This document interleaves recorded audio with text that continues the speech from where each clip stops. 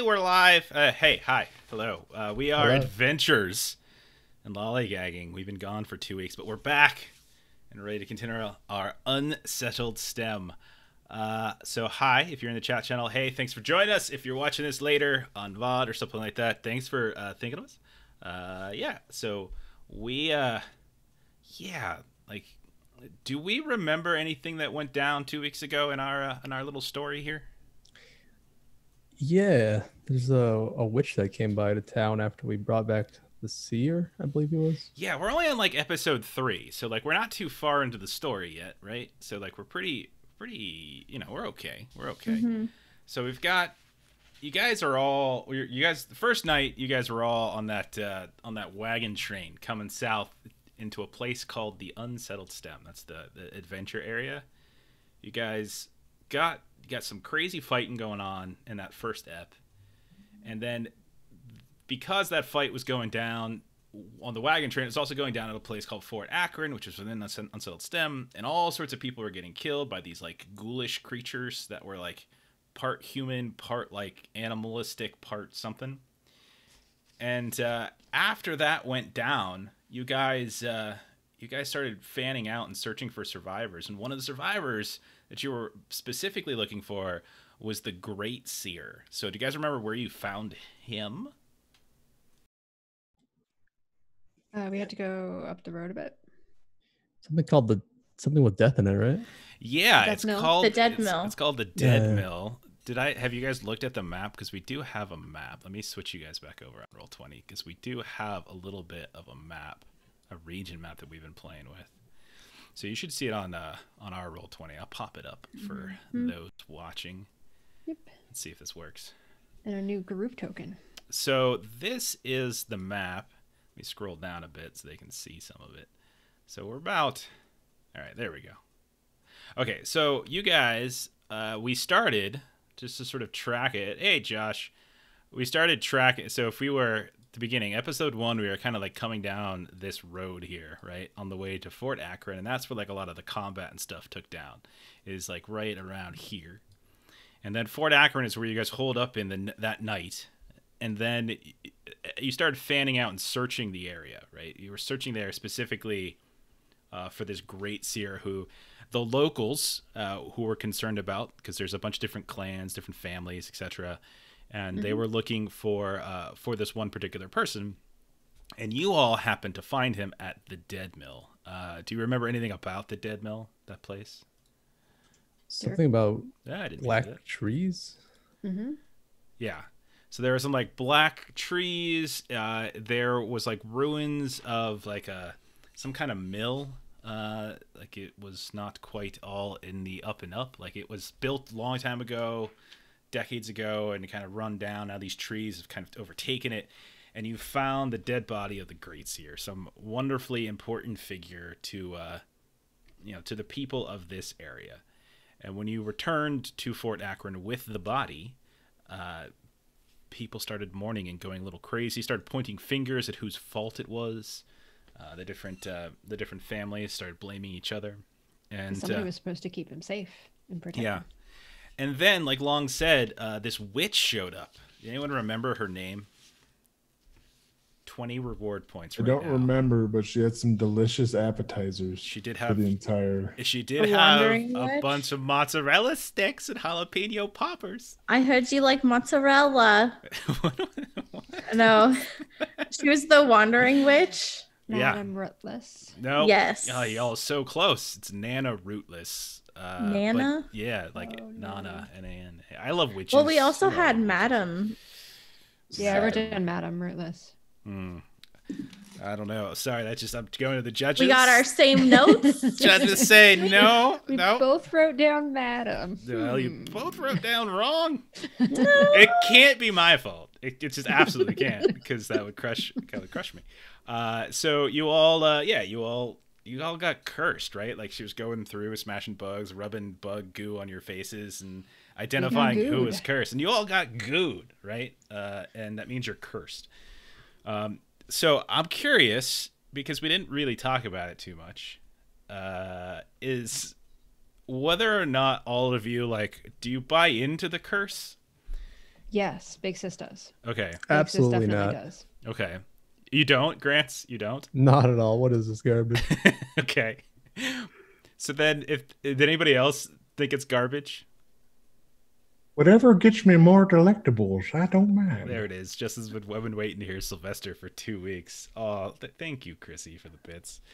What about you, Nelly? Are you on board? She probably saw it just as more of like a challenge. Okay. So the certainly the people in the area take it seriously. So like whether or not you guys do, they don't. So Grant's. Well, wouldn't Nellie take it more seriously because she was the one who actually witnessed the Great Seer get taken by the stem? Like she saw the That's plants fair. and stuff start to grow out. So I'd say actually she does. Yeah, I would say on your way out, you certainly saw the vines and stuff growing up out of the ground. If you guys haven't figured it out yet, this adventure is going to deal quite a bit with not just like these crazy monsters that are rolling around, but like the actual environment. The place itself is strange. So Grants, you specifically said, hell no, this stuff. Then why are you still here? Why didn't Grants leave? Because he can find some sort of value here. Okay. Fair enough. I was going to say we could re-roll a character right now. I made it super easy on Zweihander. on our Roll20, just hit 2 buttons and you got a new character. Okay. All right. So you all, you got cursed.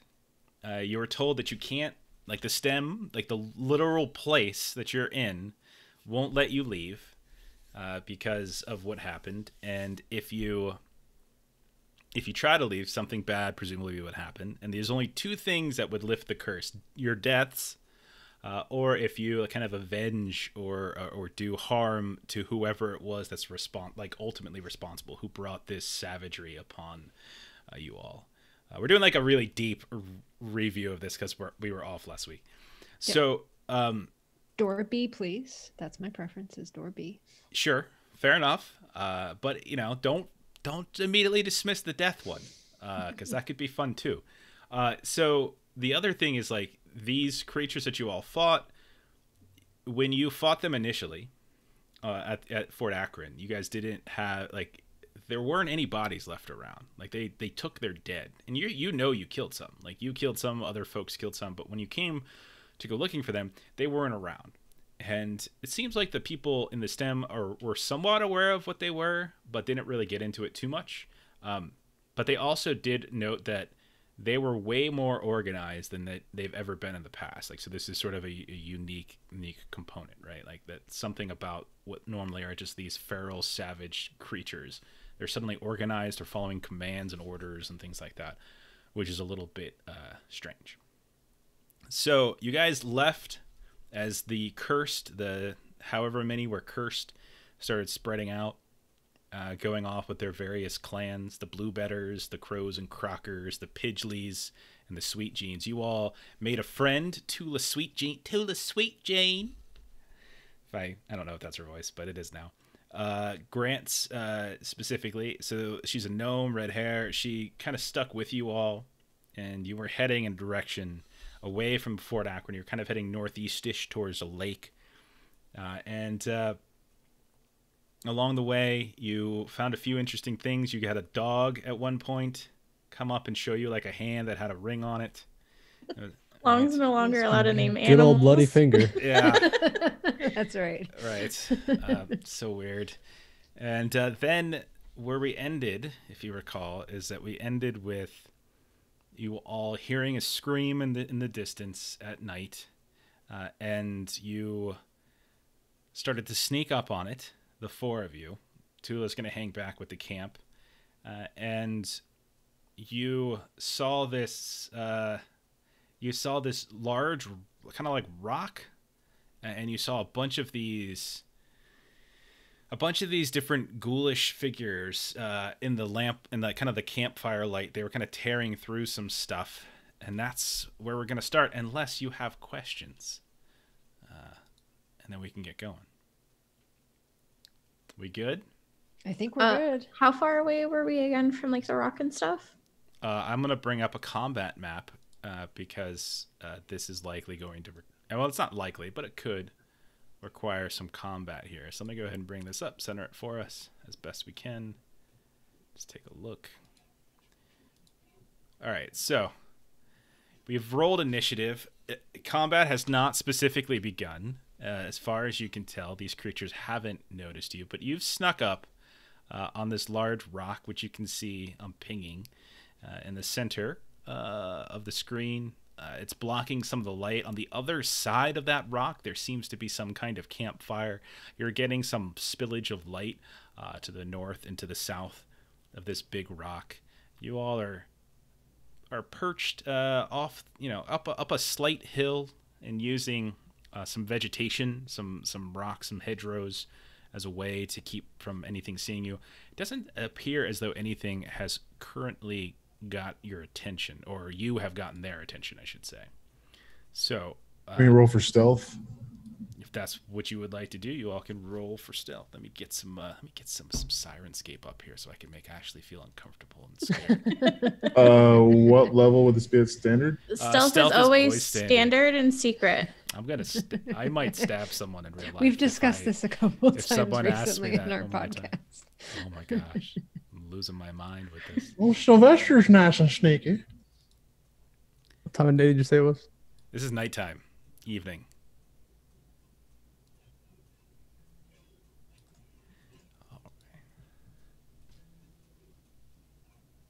Getting a little of that music going. Sirenscape, turn up. There we go. Let's see if Ashley's face changes. All right. So, you've got this little situation going on. All right, you've got this thing right in the middle here. I would say that all of you can see that there are these two creatures. I'm pinging both of them, one on the north side, one on the south side of the rock, that seem to be trying to climb up this rock. This rock is big. It's like a big old egg just kind of sitting there, from what you can tell. It's a good 20 to 30 feet tall. And from what you can glean, the voice is coming from atop it. And it looks as though that these two ghoul creatures are trying to climb it, but not necessarily having great effect yet. So, how were your rolls? Rolled in the single digits. It's like me and Long were the only ones that passed. Well, it's secret, You don't so know we what don't it know what is. the pass is. Yep.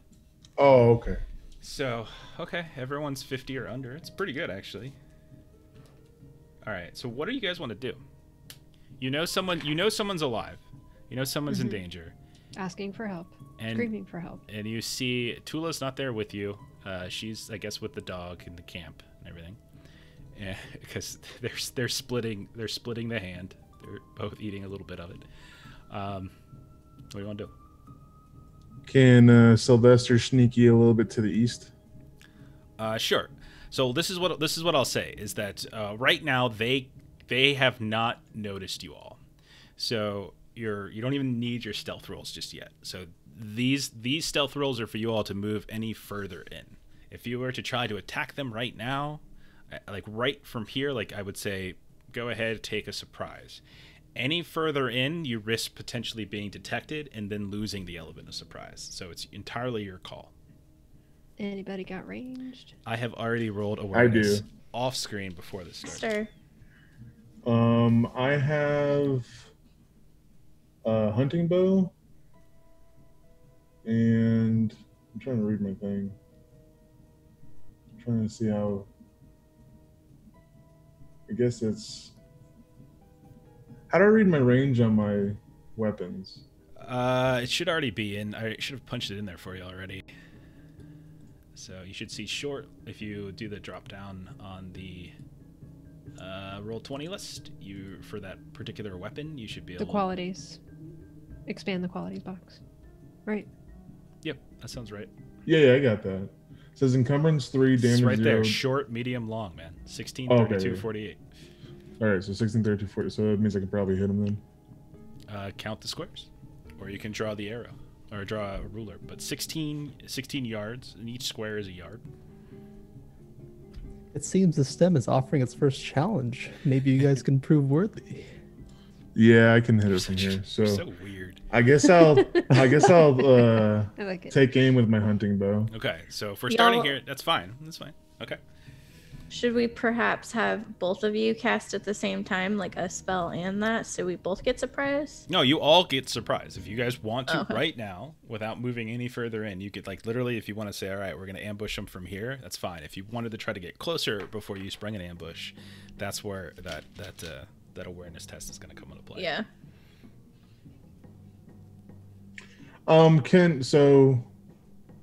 Can I plant a trap near me with one of my AP then? Okay, so you wanted to try to put together some sort of trap? Yeah, Okay. because I can. It's part of my. It's a trap. That's I about automatically spot. spotting. And Yeah, but I can disarm. also. It says I can create though.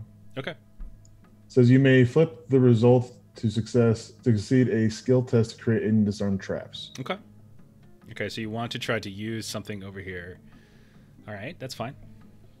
So what I roll for that? Survival Okay, works for me. I'm assuming I Standard's then. fine. Yeah. Survival. Where the hell survival at? There it is. Roll. We're a little rusty. Ooh boy. Okay. Can I use a? I can't use a thing on a crit, can I? Not on a Nope, crit. Not a crit fail. Not a crit. Okay. So you go ahead and you make a trap, and describe what you were trying to do with the trap. What do you want to do? Like, there's just you just have some odds and ends and stuff around here. Like It was just gonna be a box with a stick and a little string connected to the stick. okay. right. So, I'm gonna get him real good. Okay. Okay. All right. So, as you're messing around with that, you're kind of you're like rummaging around in that hedgerow that's next to you, trying to come up with whatever little like stick that you needed to help with your trap. I don't know why you were making a Tom and Jerry trap, but you were. You realize that something has gotten hold of your arm. When you shine a little bit of light into like the actually you guys are fairly dark right now, but when you look a little closer you can see some moonlight kind of reflecting off some scales. Some old snake is in that hedgerow and has like wrapped itself around your arm and it has There's a snake in this bush. started to constrict. So you can go ahead and you can take, and remember you guys are trying to be stealthy about this. So go ahead and take 8 points of physical peril, as it takes you some effort to pull it out. All right. The other three of you, what do you want to try to do on this pretty great surprise round thus far? Or surprise turns, I should say. It's not a surprise round, but whatever. You guys get it. It's quite the fumble. Is there Hey, any, shut up! you said the gulls were climbing a rock that's blocking our view? They're trying to. Yeah, they're certainly trying to. There's this fairly large rock in the middle, and they're trying to climb it, but having trouble doing so. Don't be And alarmed. those are the only Josh. ones we see from this angle? Yeah, I mean, you're welcome to move closer. What you see on the map is what you see. So you Okay. move the thing around. So I set up. None of you have like torches or stuff out. You guys are just going by moonlight. The only reason you have little glows around you is just to give you an idea of where you're at. You can see light in the distance, and so a couple of them are illuminated by that light.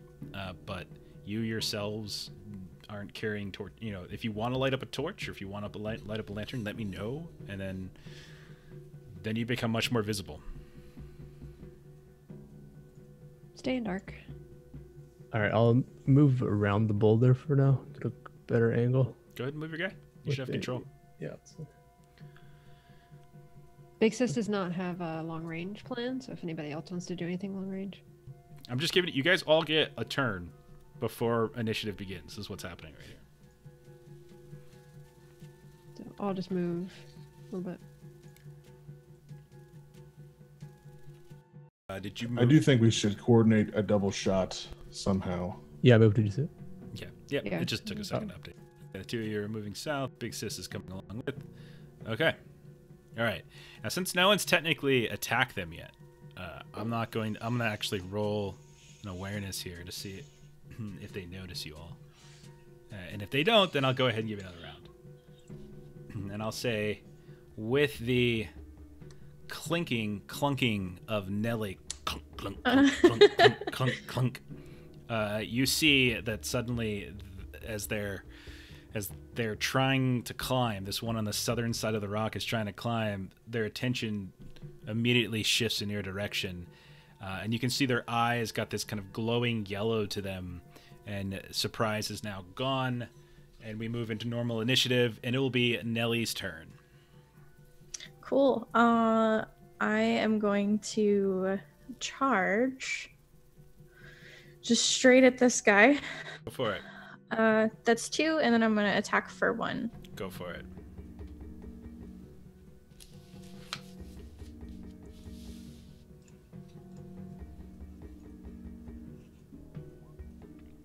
All right. Very nice. Okay. Roll an extra d6 as you said you charged. Correct. Right. Yep. So go ahead. And I rolled a 1. Okay. We have refresh. Did you get an extra d6 because you charged? That's why she rolled the 1. Sorry. Yeah. So that's 10 points of damage on, who is that, green? Unless you want to roll, unless you want to spend a fortune point and make that a 6.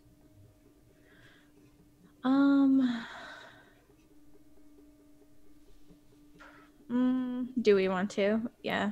You got to make those decisions on Yeah, your own. let's do it. Let's do it. All right. Oops, wrong one. There we go. Okay. This music's stressing me out. Go ahead and roll a d6. It's Skin Shell Battle. It's one of my favorite battle tracks. Got a 6. Oh wow. So now I can roll again. Okay, go ahead.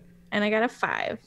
All right, so that's so Wait, the 1 was turned into a 6, so that's 6 plus 6 is 12, plus 5 is 17, plus your original 9 is 26. So let me check their damage threshold really quick to see if that's enough to outright slay them. It is, in fact. So you charge in, and you see Nelly just run up, clink, clink, clink, clink, clink, clink, and then swinging down with your mortuary sword with one brutal hack. You just carve right through the back of this thing's spine. Its head just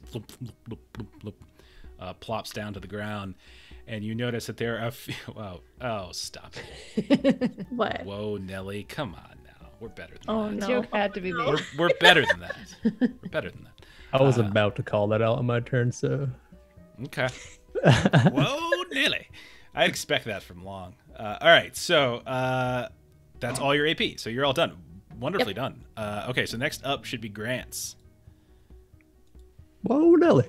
Whoa, Nelly. All right, I'm gonna go ahead and magic missile the other goal that's nearby. Okay. The one that's got that like- blue dot. Yeah, it looks like it's eating someone or looking at It is, something. in fact, looks like it's eating someone. However, with the approach of Nelly, it has turned around and is paying attention more to you all. But yes, you can go right ahead. What's your range on magic missile? Let me look. It's sight, so as long as I can see it. You can. There is a campfire, so that's illuminating that guy. So you're absolutely welcome to do that. Sure. Looks like a pass. Okay. Roll your Roll damage. damage. It's a D10 plus my willpower of 8.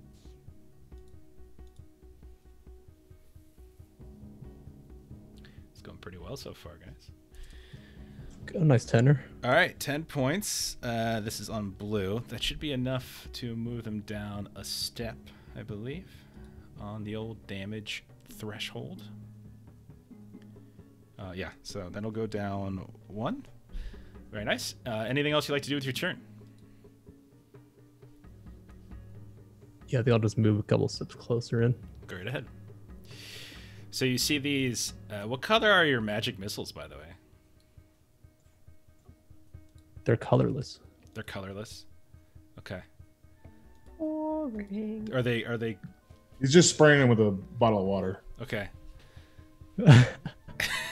See, no way, they're invisible. No one sees them. Okay. All right. So after Grant's, it'll be Big Sis.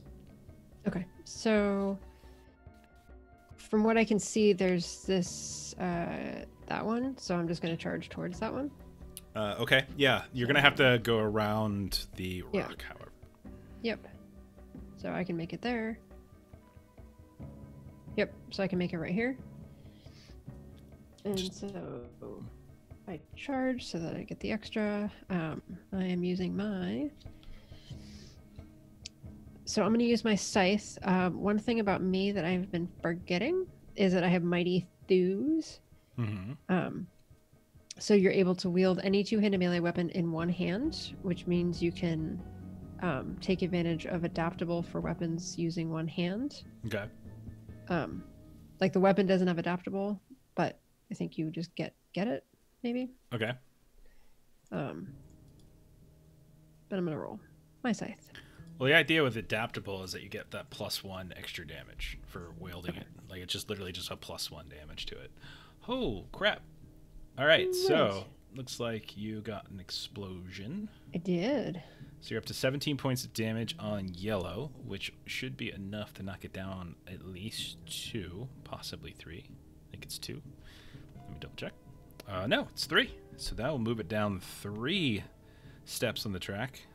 So that's going to injure it.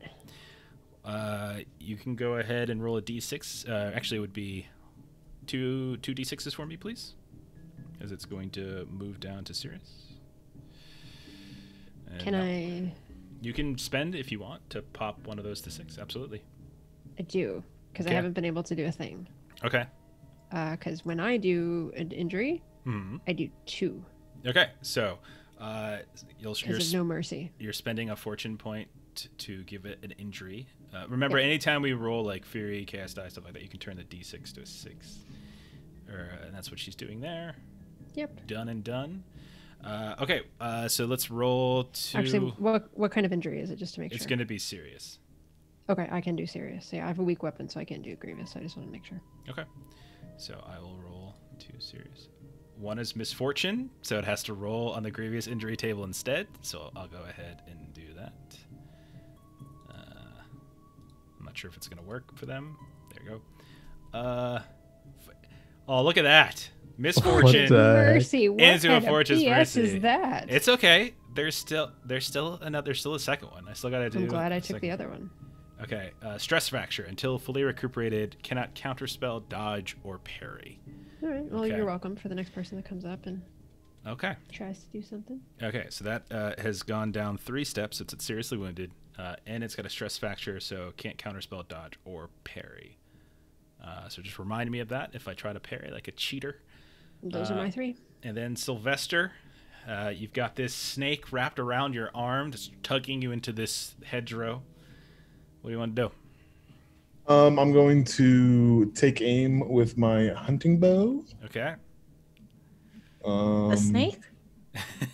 No, at this guy right here. I'll say you can shake the snake off. It's fine.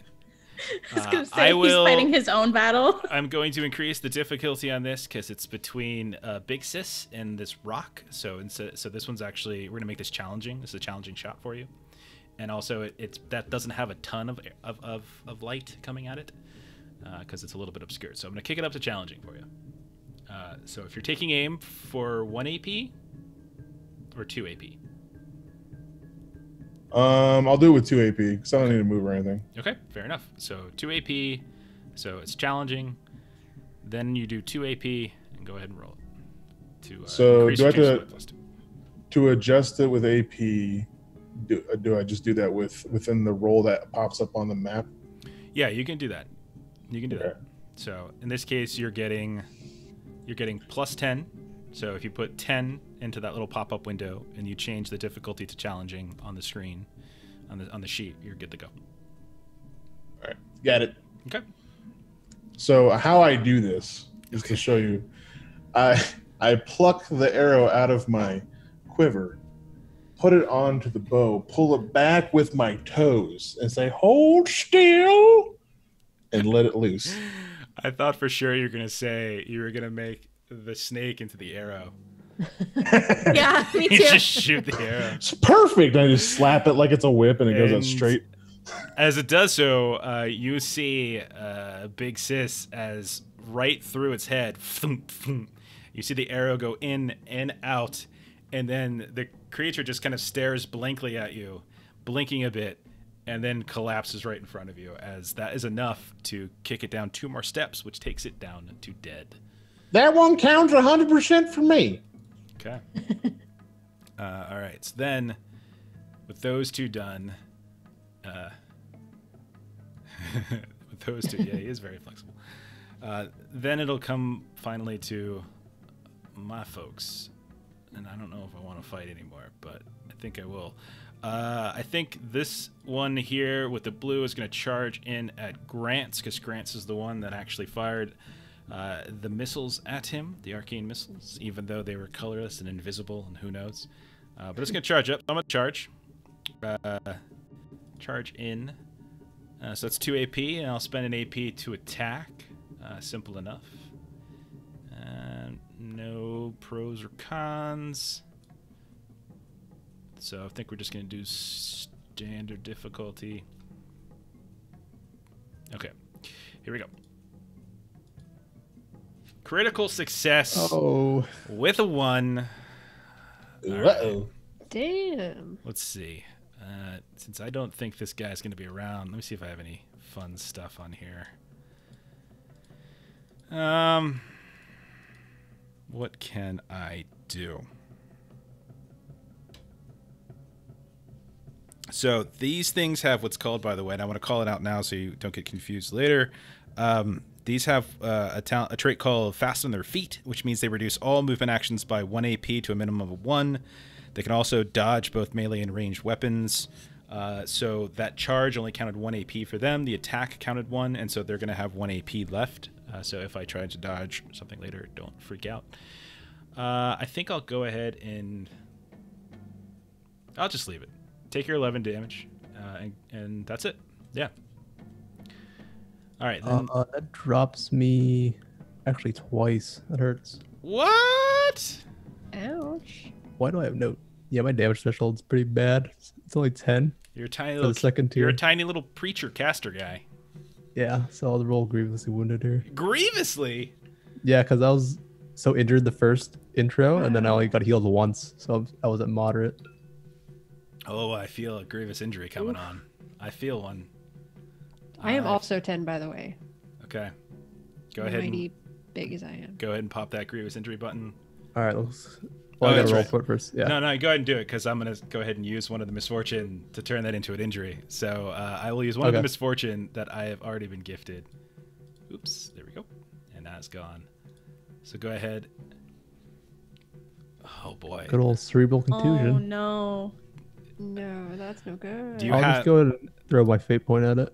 That's your second fate point, so both your fate points are gone. Okay, fair enough. Wow. Okay, so then I think what I'm gonna do is I'm gonna have the pink one is gonna go ahead and charge over at Big Sis. So same deal, do exactly like I did last time, and I will roll. I'll keep 1 AP for dodging and stuff like that. So, and we'll go from there. That'll be a miss, and that'll be its turn. All right. So then it'll be Nellie's turn. You hear Grant's scream out, "Yeah, it hurts! Oh my god, it hurts so bad, Tootie!" Cowbell. Okay. This is good. Nope. Nellie, go ahead. I'm gonna charge right at it. Should I? Actually, I'll just. Yeah, I'll charge and then I'll immediately attack it. Okay. Go for it. But I want to be here, so I'm also engaged with Grant. Okay. Well, technically, you're all kind of engaged together, but that's fine. Yeah. Okay, so go ahead and roll your attack, and we'll say kick it up to. Well, you already did it, but since you were outnumbering, you would have gotten that down. Nice roll. That was an 8.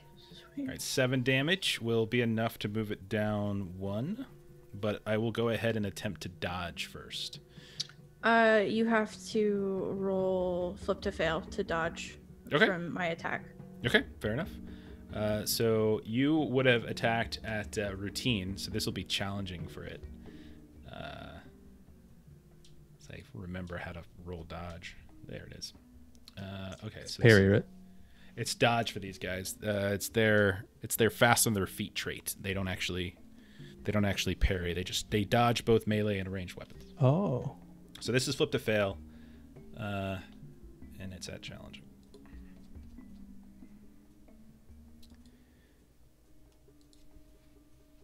Okay, that's going to be a fail. So that damage will go through, and it'll move it down one step on the track. So would you say it took an injury? It's got to roll a d6 first, so because it does actually move down to moderately. So I roll 1 for moderate, and I roll a 2, and it does not take an injury.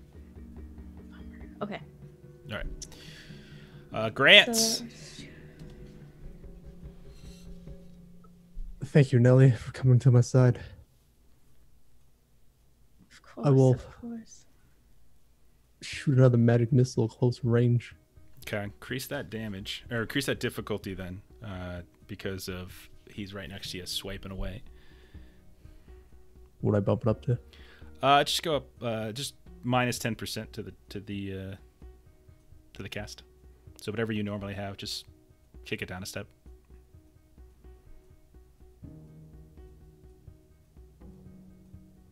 All right. Ooh, that's no good. So you reach out, try to cast it, but whatever arcane or divine powers, they turn on you once again. Anything else you want to do? I thought you were going a little bit of Troy McClure on that one. It's pretty solid. Yeah, am I allowed to attack and do magic at the same turn?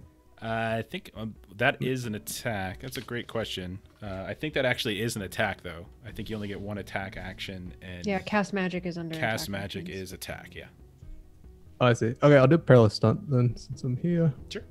Go for it. I'll do a what is it? Chokehold. Okay. Go ahead, and because this thing's engaged with 2 of you, you can go ahead and make this one easier. So make this routine. Reaching out to try to grab it. And you do, in fact, grab a hold of its neck. So I'll go ahead and resist. Let's picture a tiny athletics. little gnome just ah. Not that tiny. Gnomes are a little bigger in this than in some other games. It's more like they're more dwarf size in here. Halflings, I think, are the tiniest ones. Yeah. What was I doing? I was doing Resisting. resisting with athletics. So it should be challenging. Under Baron. And that's a fail. So you... I've got it, Nelly. All right. And also, these things are kind of on all fours a lot. All right, so then with Grant's done, it'll go to Big Sis. Yep, so I'm going to take aim once and attack this one that's on me. Okay. So that's going to go here. So routine. So Yep. plus 10%. Yep.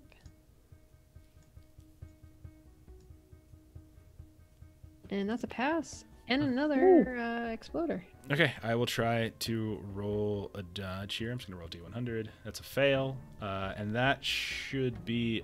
actually, this is pink, right? Pink. Yep. Yep. This is the first time it's taken damage. So this one will move down the track twice. So it'll roll 1d6 for a moderate injury. Will, in fact, get an Ooh, injury. and it's going to get 2. So I'll roll 2. Bruised ribs and dislocated shoulder. So that's actually a really good one there. Dislocated That shoulder is means it nice. has Yeah. 1 fewer AP. And then the bruised ribs don't really affect it too much. But okay. All right. Done and done. Yeah, so basically my my scythe attack just, catches it kind of right and, kind of like almost starts to rip its arm off. Okay. Fair and enough. then, so I've got 1 AP left because I Mhm. did take aim and I did a melee attack. So I'm going to bank 1 for parry. Okay. All right. Fair enough. Then it'll be Sylvester's turn. All right, so I'm gonna move. With my first movement, I'm going to, because I've already loaded my gun in the last in our last endeavor that we had, I loaded it when everything was over, just to make sure it was loaded. Okay. So my gun is loaded. I'm gonna move over to here. You keep a loaded gun on you? That's dangerous. Yeah. And I'm going to use my hand cannon on our boy right here. Okay. Any type of encumbrance or anything I have to worry about? No, encumbrance? No. Like getting okay. Does this be at standard then? Here you're shooting into an engagement where there's one of you're trying to avoid hitting your ally, so I would increase the difficulty by 1 tier. Okay. So it's a movement. Can I also take aim at this? What's your speed? Or what's your movement? Excuse me. God. My movement was 8. All right. So And I moved 8. Otherwise, I would have gone right up in his face. okay, fair enough. All right. So then, if you want, take aim, and that'll cancel each other out. So just roll it standard. Okay. Change that. And go back Gunpowder. down to It's my- gunpowder, so I can't dodge it anyway. So if it hits it, Yeah. it's... But it doesn't hit because you're bad. You can't make a trap. You get attacked by snakes. How many fate points do we have? Fate points. Fortune. You Fortune got You've points? got 3 left. 3 left. Can I use one on this? Sure, go ahead. All right. Roll it. We are ripping these all early. No. All right.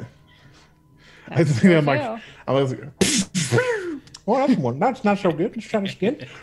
Almost got him. Okay. Hold on. So that is your turn. And so at this point, you're going to see that with them now realizing that they're they're kind of outnumbered here. Pink guy is going to go ahead and try to move away, even though for some reason it's not letting me control. Try this. Gonna do an opportunity attack. Weird. I'm unfortunately unable to suddenly control anything on my roll 20. Let me refresh this. My roll 20 just froze up on me. So yeah, I'm gonna go ahead and run. So even though it starts with 1 fewer AP on its turn, which means it starts with 2, it does also have fast on their feet, which means it reduces their movement actions by 1 AP. So it's only 2 AP to run away. So its damage threshold is going to it's going to kick it. It's going to go up by 3. Up by 3, right? So go ahead and make your opportunity attack there, Big Sis. All right. Standard. Scythe. I passed. Okay. Did 10 damage. You did 10 damage, which is enough to move it down 1 step. Even with the +3? Just 1. Yeah. Yeah, because its damage threshold right now is 7. You said it did 10 damage. Yep. So. Okay, so it's going to move it down 1, which means I got to roll for Grievous. I don't think my weapon can I'm do sorry, Grievous Serious. injuries. I got to roll for Serious, I meant to say. Yep. 2d6s. Oh! Oh. Okay, let's So you 2d6s. I get So you get 2. Yeah, so first one. Which you would have gotten 2 anyways because. And 94. No, it's just if you roll Oh my 1. God. Same thing happened. No, you can't. You don't roll. You don't. Just because you roll 2 6s doesn't mean you get 2 Yeah, it injuries. doesn't- Only reason I'm doesn't getting 2 matter, injuries it's because just of her ability. I like how it says that. You know what? Let's do Grievous that's what I anyways. said. That's what I did last time. All Yeah. right. Let's see. All right. Yeah, my roll 20 is starting to act up a little bit. And so let me. Okay, so that's the second one. So Serious. both of them. So Wow. that's both serious injuries. You know what? You can't do it. Let's just do it anyways. Oh, I gotta click on him. That's right. Okay, mutilated hand. So you slash through his hand as he starts to run away. Cannot use primary hand. Okay, it's not going to affect him as he runs away. And second one, mangled organ. So as you hack through the hand, Incapacitated. you can see. He's already dead. Stop. Okay, so you hack through. Incapacitated means that he basically fails all skill tests, but he's still kind of doing his best to lumber away at a much slower fashion. You are not going to run away from me. I mean, he did, but he's dying in the process. This is what Big Sis is saying. Fair enough. And then Grant has got a chokehold here, so I got to roll. I got to try to break that chokehold before he can actually do anything. So let me go ahead and roll 1 resistance here. Okay, so I will in fact break the chokehold, and then I will do the same thing. I assume you want Nelly to make the opportunity attack, as this one tries to run away as well. Yeah. Like Okay. to. Go right ahead. Actually, you're Okay. sick. How am I sick? Hit That's him. good. 10. 10 is enough to drop it down 1. So that's going to move it to serious. So I'll roll serious injury. I'm sorry, I got to roll a d6 first. I'm good. So this one actually runs and gets away, at least somewhat away. If you guys wanted to chase, you're welcome to chase. But this one has movement of 9, so it's going to move 27 yards. So this one's basically going to run off the screen. I'll say, Big Sis, you have no trouble, just to wrap this up. Big Sis, you have no trouble chasing down, and probably Sylvester, you just knock an arrow, and you can take out the pink one that's lumbering and bleeding, organs falling to the ground, hand just hanging by a thread. Oh, it's off now. It's gone. But this one, however, what do you two want to do? Nelly and Grants. This is the one that Did you say it ran out of sight? Yeah, this one's going to run about 27 yards southeast of you guys. So it's just going to like bolt away from you. Actually, it's going to try to push past you guys and run sort of northwest of you. It's going to just kind of run this way as best it can. Almost back the way you guys came a little bit. But off the map. So don't even worry about the map anymore. It's just a question of what do you want to do? Do you want to chase after it or do you want to let it go? I want to chase after it. Okay. So then I'll let you go ahead. Grants, what do you want to do? You want to chase after it as well? I'll see if I can. It's still my sight after I make my movement of 8. Okay. All right. So you move up. What's your movement? 8. Okay. Unfortunately, it's dark. At this point, it's moved away from the campfire.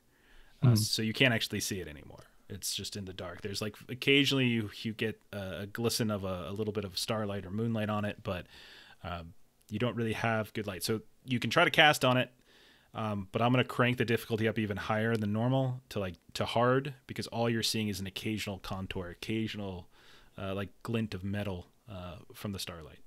It's up to you. Yeah, if Nelly's running after it, I'll do a last-ditch effort to see if I can hit it. Okay, and then we'll do a quick chase for Nelly. So go ahead and roll at hard to try and cast on this thing.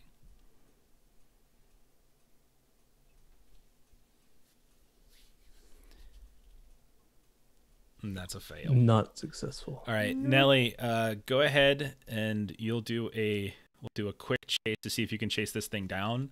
Okay. This thing is going to have +3 head start because it ran away from you first.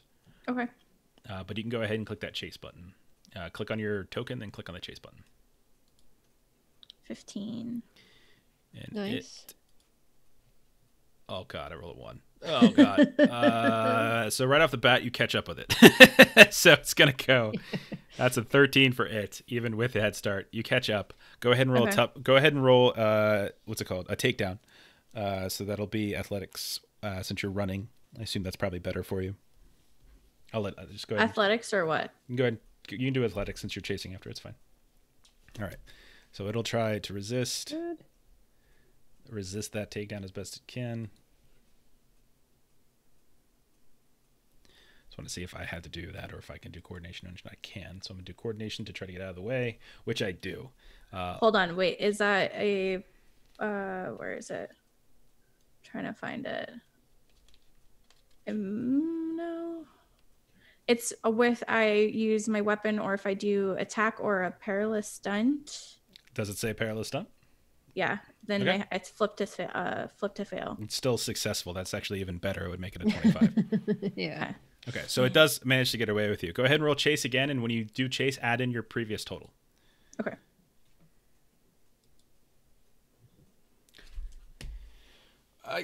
What? That's another 1. Oh my god. All right, you catch up to it one more time, and we'll say you're able to. It looks fated that this thing, and you catch it, and you like hack through it, and it falls down to the ground. Okay. No problem. I'm going to drag Where's- the body back to the others. Okay. And so when you get back, all of you who have started to look around the area, you feel a strange shuddering in the ground, like a little mini earthquake is happening. So Big Sis, you start dragging the body back that you and Sylvester took care of. Grants, you're maybe looking at your wounds. Nellie, you're just coming back and you hear a rumbling of the earth, and all of you kind of like have to be careful. Maybe you grab each other on the shoulder to steady yourselves. And then a second or two later, you hear a thoof, as you see something erupt out of the ground right about here or so. And then on the western side of the rock, you see something else also pop out of the that itself. And then Grants, I need you to go ahead and roll a coordination test at challenging.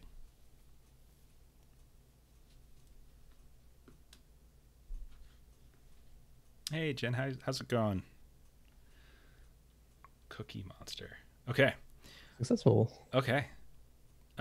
Even you, wow, really nice. You needed a 29 too. Yeah. You watch, Grants, as this rock just erupts from the ground. This big rock, probably about 4 feet by 3 feet or so, kind of rocky, and it just it just sits there and kind of knocks you off kilter a bit. You're barely able to kind of keep your balance, but you do, stumbling backwards a little bit. Sylvester, I need you to roll a coordination test, also at challenging. Do we still hear that voice yelling help anymore? Yeah, you can hear the voice periodically, but everything kind of happens so quickly. Sylvester, as you're kind of watching Big Sis drag this creature back, you feel a sudden sharp pain in your foot, and when you look down, you can see that there is some kind of crystalline rocky piece that's sticking clear out of your foot as it just went right in the bottom of your shoe and came out like right between your toes. You can go ahead and take 6 points of damage for that. If that doesn't hit it's fine. And as you're all kind of getting used to that actually happening, what just happened? Earthquake settles. All of you come into play, and you hear the voice of, "Oh, they gone down there? Oh, yeah. Oh, they gone? Yes, we've killed them all. Said I done stubbed my toe. Can you get me down from there? Yeah, Goblin. Help me, please. Help me." And this rock obelisk thing, it's like perfectly smooth. And so you can see why these creatures were struggling so hard to climb it, because there's literally no cracks, no crevices. Like there's some marbling, but it seems to be kind of like marble or granite countertops, like just this perfect sheen. And when you try, like there's just nowhere to put your feet. And as you try to climb up, you just immediately fall down. When you look around at the campfire, you can see that there are 2 individuals that have been torn through and partially eaten. You can see signs of claw marks, these kind of like almost like small daggers or knives going through them, and you can see marks. When you look at the bodies that you dragged back, you can see there's blood dripping down from their mouths. They have these Freddy Krueger-like claws on their hands as well. And they are covered in blood too. Were these guys the ones that left before us? They do not look familiar, but you do recognize some clothing on them. They have the same kind of greenish, goldish symbology of the Crows and Crockers, the family, one of the families that you met at Fort Akron, but you don't recognize them specifically. Well, are we out of combat now? Or yes, back you're into, out of like... combat. Everyone's out of combat. I'll kick us over to the drama. Can I use my whip to kind of, because I have a bullwhip, to kind of like get to the top of the obelisk and maybe make something that we can help get them down or us get up there? How long is your whip? That's a good question. I mean, is it 25 to 30 feet? How is this probably person not there. stuck up there? Are they like hanging from something? They're it seems to be flattened, a little bit flattened on the top, and they're at that kind of flattened part. It's really hard to see, by the way, because the light is only showing so much. It's all very dark. There's a little campfire. Maybe you throw a little piece of wood on it to try to make sure it kind of keeps burning. But Big Sis is gonna yell up there. How did you get up there? I forgot what I had. I I don't really know, to be honest with you. I don't really remember. Is Tubby down there? You. We'll talk about that after we get you down. I don't really remember. I got such a headache. Oh, such a headache. You know, I don't got my clothes. I don't know. I think they play a bit of a joke on me. I think if it was a joke, it was a joke that went horribly wrong. Okay, boss. I'm still stuck up here. Is Still ain't there got any- no clothes. Is there any Nelly- canvas or blankets around the campfire that maybe we could use it to catch him as he comes down? There are three like little sleeping rolls, bed rolls, just cheapy stuff.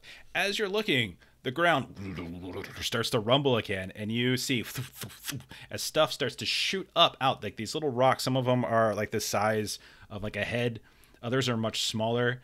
Nelly, go ahead and roll a coordination test at challenging Big Sis as well. Okay.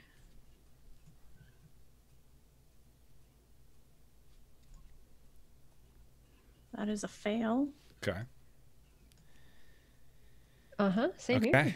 We're just big and bulky women, you know. here. Yes. All right, so we'll do 1, 2, 3 is Nelly. Okay, so Big Sis, you go ahead and you take, Jesus, take 6 points of damage as Sure, I do. this sharp little, this sharp slender rock shoots up from between, from somewhere below, like the grass and the terrain here. This relatively flat meadow, right up between your shoes. Nelly, you just get knocked on your ass and you fall down. You look over and it's just clink, clink, clink, clink, clink. It's like all of her heavy armor and her shield, and she's just falling My down. shield stays though. And it's right there. It doesn't fall off. I think this. Go ahead. And when you look down, you see that your foot has gotten caught up in some kind of tear in the earth. I think this guy might be doing this No. inadvertently. No, I'm really not. I'm just stuck on a rock, and I need to get down, please. Can we soothe him or calm him down? By getting me down, that would definitely soothe me. Why don't we So- get these blankets together and make some type of parachute or something? Okay. Just Or maybe just not, make like, something sort he of like can fall the down into. yeah, like the fireman's thing. Of like, Oh! if they can't get up, just jump and we'll catch you in the mattress thing. I really don't want to jump into a firefighter's trampoline. I'd rather not do that. And she got some. I mean, you could slide down and then it'll help catch you. Oh boy. It'd be easier if you had I clothes can help on. you. I don't even But, know. you know. Oh. Well, there's these big old rocks that are just shooting up out of the ground, so we should probably leave here as soon as we can. And then earth rumbles a bit even more, and that crevice expands a bit, and it's like now 6 or 7 feet long, about 2 or 3 feet wide. You start to shuffle backwards, like on your butt, Nelly, away from it to keep from falling into it. You hear like a tsh, as if like the earth is kind of shifting a little bit, and you almost feel like the ground that you're on starts to dip down just a little bit, almost like a slide, but it's not like pushing you down, and like this one's kind of going up. And there's this, you can Kind of like the end of Raiders of the Lost Ark scenario. So you're kind of thinking about a little bit. someone picked the wrong bit. grail. Yep. Okay. Nelly's have gonna chosen. snag one of the bodies, the body that she brought back over, Okay. and she's gonna start. I mean, she wants to get this guy down, but she also doesn't want to fall into this crevice, so she's gonna move away with the body. Okay. So you move away. No problem. You start realizing you're bumping into all these little rocks that when you were moving around, it was very soft ground, and you're like bumping into things. Your elbows are hitting sudden appearances of like 3 to 4 foot tall outcroppings. Your hands suddenly hit like really sharp shards of rock, and you have to like be careful as you're moving around as they're kind of coming up in all directions. Grants, near you look down and you see like there's this mound of like blackish rock, and you watch intently as it just sort of begins to dissolve inward on itself, like almost like it's acidically being dissolved, and it reveals this chunky, glassy, greenish type stone. It's about a couple yards from you. Ooh. I will go inspect it while I pop a lot of them. Okay, go ahead and take your corruption for that too. And you walk over and you pick it up, and this is a pretty gorgeous looking emerald that would probably fetch a decent chunk of coins if you ever were to want to sell this somewhere. Like just out of nowhere, just whoosh, and then you hear this rumbling, and as you're standing there, roll a coordination test at challenging again. Oh no. Okay. You all, anyone who's near Grant, suddenly, he's like, you see him bend down, he's kind of holding it up. Maybe you're like, hey, Grant, what you got over there? All of a sudden, he disappears. Grant, you fall through Crap. the earth a bit, and you land after about maybe a 10-foot fall through some roots and some dirt. And you can go ahead and you can take, well, that's the wrong thing. Sorry. I totally did the wrong thing there. Oh my gosh! I'm not upset. Wow. Take 10 points of damage Sylvester, now is the time for your whip. as you are fallen down into a dark cavern beneath the earth. I took damage. Yeah, you actually fell. You actually took fall. You fell. 10? Yeah, because you fell. Doing the math here, because you fell like it's a total of the amount of yards. If you fell about, that's 3. Make it 4 damage. Doing the math, because so a yard is 3 feet. And you fell about 10. You fell about 10 feet down, so that's like 3, maybe 4 yards. So we'll call it 5. There you go, 5 damage. And shut up. All right, I'm gonna roll for injury on the chaos die. Oh. Okay, you're good. All right. You took 4 damage? Yeah, all I need is take 5 damage and I'm dying. You gotta roll. I would have died if I didn't take a lot of them. What's your threshold? It's 4. I mean, Lavinia's threshold is 6. But it has to exceed your threshold. I'm not gonna be It did. I took 5 damage. Oh my god, you're the worst. You're the Oh, weakest jeez. character. Anyway, it's Yes, incredibly dark. anyways. Do you have any Can everyone torches hear me? or lanterns on you? Yeah, let me light something up okay. here. I have a lantern. Okay. You find it. You put match to oil, My gosh. and the area around you suddenly illuminates, and you are in some cave with about 10-foot tall ceilings, and you can see that there is a giant hole in the floor off to your west, and these strange white, like light gray rock outcroppings that almost look like people, and they're kind of leaning over and almost as if they're holding on their backs the earth up behind them. And they're all circling around this giant hole in the ground. And as you get close, kind of lumber over to it, you hear like the sound of wind, like whoosh, and all of a sudden, thump, and you see a rock erupt up from below and shoot up through the earth, like. Thump. You all forgot about me. I really could use some help. I'm very afraid. I don't know what happened. Where's Timmy? Is he here? Timmy? Hello? You know, I actually think you're fairly safe up there because the ground is shooting things up and you don't seem to be getting hurt, but we are. So actually just stay put. You're actually okay. Well, I'm not okay. I'm about 25 feet up in the air. I ain't got no clothes on. And where are my friends? Big Sis is not going to inform him while he's up in the air that they're deceased. Okay. Big Sis Wait, they're deceased? Okay, yeah. Big Sis wants to turn her attention to Okay. their fallen grants. Okay. Are you able to climb yourself back out of there, or Some roots and stuff, but you're a little too short to be able to reach them all the way up. You would probably need someone to lower a rope to you. but it shouldn't be a problem if they lower. I'll go over there with the bullwhip and let it down. Try and get him to climb up it. So as you crack your whip, you hit him. That's it! I catch it! And you pull him up by the neck, and he's just dead. You good? Dead. You good, buddy? I don't hear him saying no. That's great. But yeah, you pull him up. No problem. Okay. Ground begins to tremor a little bit. Inch away from the holes. Shooting rocks out there, guys. It's a wind tunnel or something. What's down there? It's a giant hole. It's shooting rocks out of it. So this is an odd get this guy down. Why is he still up there? Come on. Now. As the earth begins to shake once more, this time you hear this horrible like rock on rock grinding, and when you look over at that giant, beautiful stone that he is standing on, it starts to shift downwards, like as if it's going down into the earth. Jump, Sonny.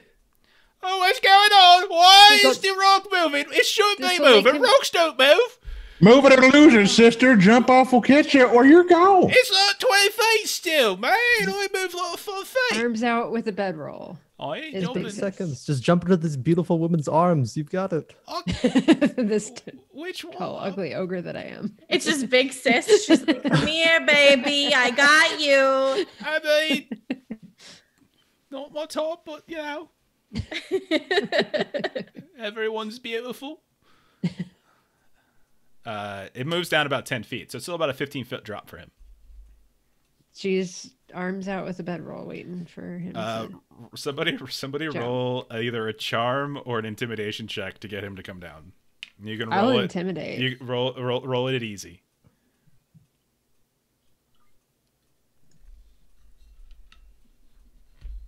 Oh, where is intimidate again?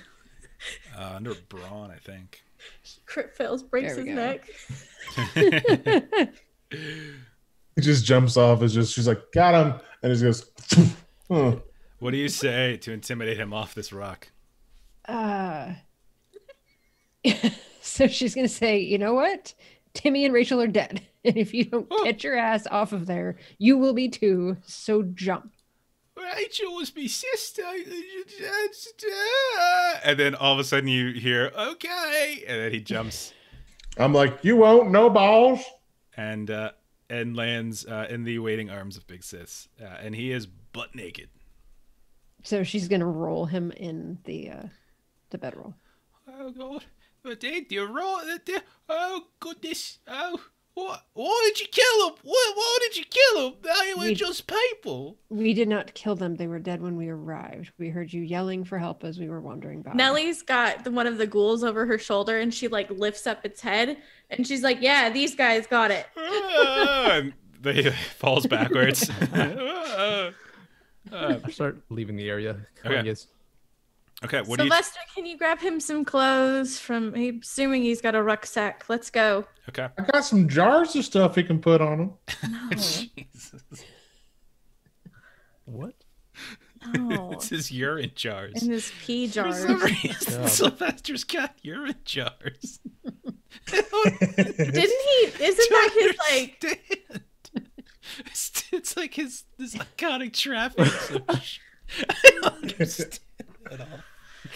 Okay, whatever. I'm just sitting there just sifting through jars. I don't know which one of these could help you. No, clothes, Sylvester, clothes. Oh, okay. What else do you want to take with you? You're taking the boy. He's like he's like 15, 16-year-old boy. What else are you taking with you? Is there anything else around the campsite that we saw? A bunch of empty bottles of booze. He's starting to get maybe they got him drunk or something and played a prank on him. Can I also pull the arrows out of the one thing that I shot him through the side of the head to get my arrow back? Yeah, you can scramble around and find it. Sure, no problem. There's no more like gems anywhere. No, just the one. Okay. And you don't even know about that one because I'm not sure if Grant's told you yet. He has not, so that's fine. Grant, can you walk? Are you fine? Yeah, I can walk. Okay, yeah, I know you're injured. So as Grant puts his foot down, he falls directly through the earth once more, and he's gone forever. No. You managed. Are you taking any of the bodies with you? Yeah, I think we should take them because they disappeared over the night the other time. All of them, or just one? Yeah, because we need to examine the bodies and see what these things are made of, what they are, and stuff like that. Okay, so say you take a body. Probably doesn't make sense to take more than one, but you take one with you, and then you get the hell out of Dodge. And as you look back, you can see the firelight slowly flickering and going down, and the earth rumbling some more, and then you make it back. And you assume that the rock probably went down further. But you make it back to your camp. You see Tula and your sheepdog. The sheepdog is gnawing on her hand because he's learned some bad habits now. Grant. Oh, no. No, I'm just kidding. Everything's fine. But when Tula sees you approach, sees the kid on your shoulder, sees the sudden dropping of the ghoul on the ground near the... I don't know what her voice is. Y'all seem to have some sort of hard time out there, did you? Everything okay? I mean, these guys did. I seem to do okay. Oh. Well, that's... You got stuck in a bush with a snake. Let's not talk about things like that. Is that... Okay. You got stuck... How does did one you get feel stuck the in a earth? bush with a snake? Just trying to understand the actual, logistics of that. Did you feel the earth? I did not Quaking? feel the earth move. No, I did not. A lot of sexual Under your imagery feet? going on You right didn't there. Hearing feel- about bushes and snakes and hearing about the earth moving. This was not intentional. But now that I start saying these things out loud, I start to question where my mind was when I was writing this adventure. I'm liking the way this conversation's going. So, I'm gonna do a heal on Grant's. okay, good. Actually, no, I don't think It's you can. not a new day. We can't Not a yet. Oh gosh. Okay. Good What else? Lord. What else do you want to do? Sorry, Ashley. Nellie's gonna ask Tula, why Yeah, do these sugar. bodies tend to disappear overnight? I don't know. I just assume that maybe, they just get up and walk away like the undead or something. They undead, they're like, maybe they're animals that eat their own or something like that. I say a wolf ate their own once, and a bear. Gotcha. Let's Sometimes. take a look. So when you go over, you can see that this is a creature that has the relative shape of a humanoid. 2 legs, 2 arms, but they're covered in weird patches of things. They have some kind of animal skin stitched into their backs, like literally stitched into the back, sutured in some ways, like these metallic staples adhering it to the back. They have something over top of their head, and you can't tell if it's like some sort of advanced taxidermy. You look at their hands, which you thought were claws, and in fact they are just humanoid hands, but it's as if they're like Wolverine. There's like metal claws that are kind of grafted to the hands themselves. And there's all sorts of like little spikes here and there protruding up out of their skin. When you start breaking them down, you manage to peel that strange hood off of their head. You realize when all said and done, clean them up, spit shine a little bit, looks just like a human. Look at the teeth. The teeth have been like sharpened to points. There's like little bits of flesh in between, sticking up into the gums. Definitely don't have a good dental plan, whoever this is. But they got like tattoos and stuff all over their bodies, but they're crudely done. Yeah, Do so we he's- recognize the tattoos from anything? No. Okay. you said it was human, right? Yeah, I mean, you look at it, Yeah. it sure as hell looks like a human. Just that's been horribly mutilated in some way into whatever the hell this is. Lots of metal. Like, the one you grabbed specifically, and you didn't necessarily see this on all of them, but has like little grafts like on its like deltoid area and its forearm. You can see that there's like a small sheet of metal that's been almost riveted into the arm itself, and like the skin is kind of starting to grow over it, but it looks really terribly painful, almost as if they've had some kind of attempt to put These armor essentially built into them. Reavers from Firefly. What we're looking at here. I don't know. All right.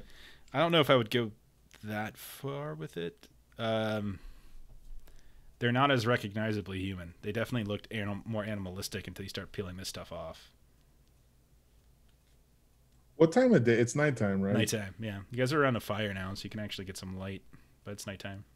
Can I get some rest, I guess. Yeah. So Sylvester's gonna go over to his bed nap and snuggle his jars as he goes to sleep. Okay. Big Sis would turn to Tula and ask, Yeah, sugar. Is there someone in this area that does this sort of experimentation with people? I mean, this was... Darling, I ain't ever nuts. seen one of these up close. It's the first I've seen of it. This is... You might say it's human. That sure don't look human to me. I've met several humans. This one over here that's snuggling with his urine jar says he's human. But this don't look human to me. No, this looks intentional, and I was wondering if there are... One doesn't accidentally put claws in their hands and sheets of metal on the wrists and such. No. Have there ever been rumors of anyone in this area that does such things, like experiments? None that I know of, I'm sorry to say. This is a bit alarming if you ask me. For sure. This is a sick mind that does this to others. Like I said before, we've seen these creatures before. They attack from time to time. We just call them ghouls just because what better else there is to call them, I don't know, But they always disappear after. Yeah, we ain't ever. If you see them, you just go running, You don't like to hang around them and do anything like that. You want to hide? You can try to fight them if you want, but when they come in the type of numbers that we just saw last night, I don't want to hang around that at all. If I did a heal check, would there be anything else that I could? Would there be anything else that I could ascertain if I did a heal check? What are you looking to ascertain? What are you trying to learn?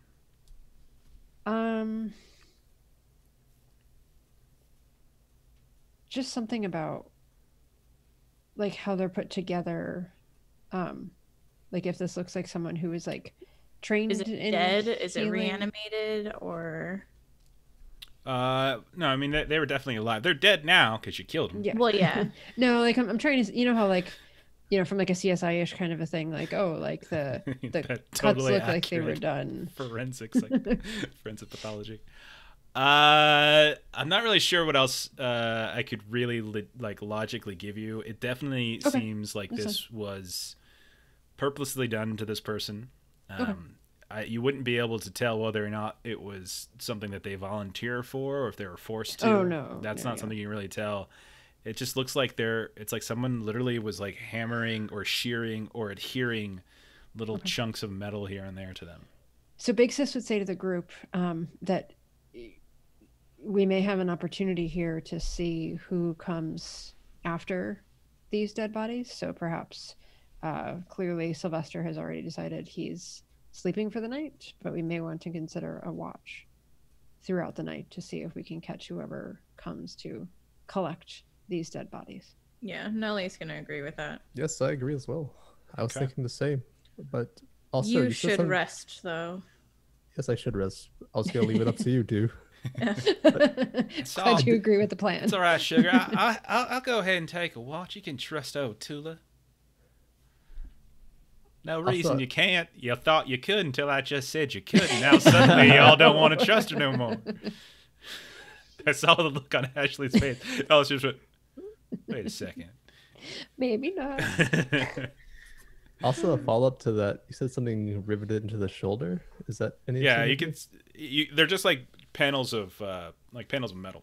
Oh, okay. They don't have any of like the clan markings on them, do they? When you peruse the tattoos and things like that, no, you don't notice anything. Okay. I'll get the boy settled up next to Tula.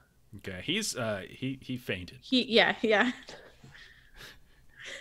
He's young. He's got to be 14, 15, something like that. Yeah, he's a baby. Make sure he doesn't wake up with a crick in his neck because he's all wonky. All right, Basis will take first watch. Two, you can go ahead and just roll. Just go ahead and just give me some awareness tests. It's fine. Just treat it as standard. Just for keeping an eye out for things. We'll roll this to awareness and perception at the same time, or eavesdrop at the same time. I just want to keep talking like Tula. It's fun when you get started, just like a ball rolling down a hill. Once you just give it a little shove, it just goes and goes. All right, so neither one of you see anything approach the camp, and on both your shifts.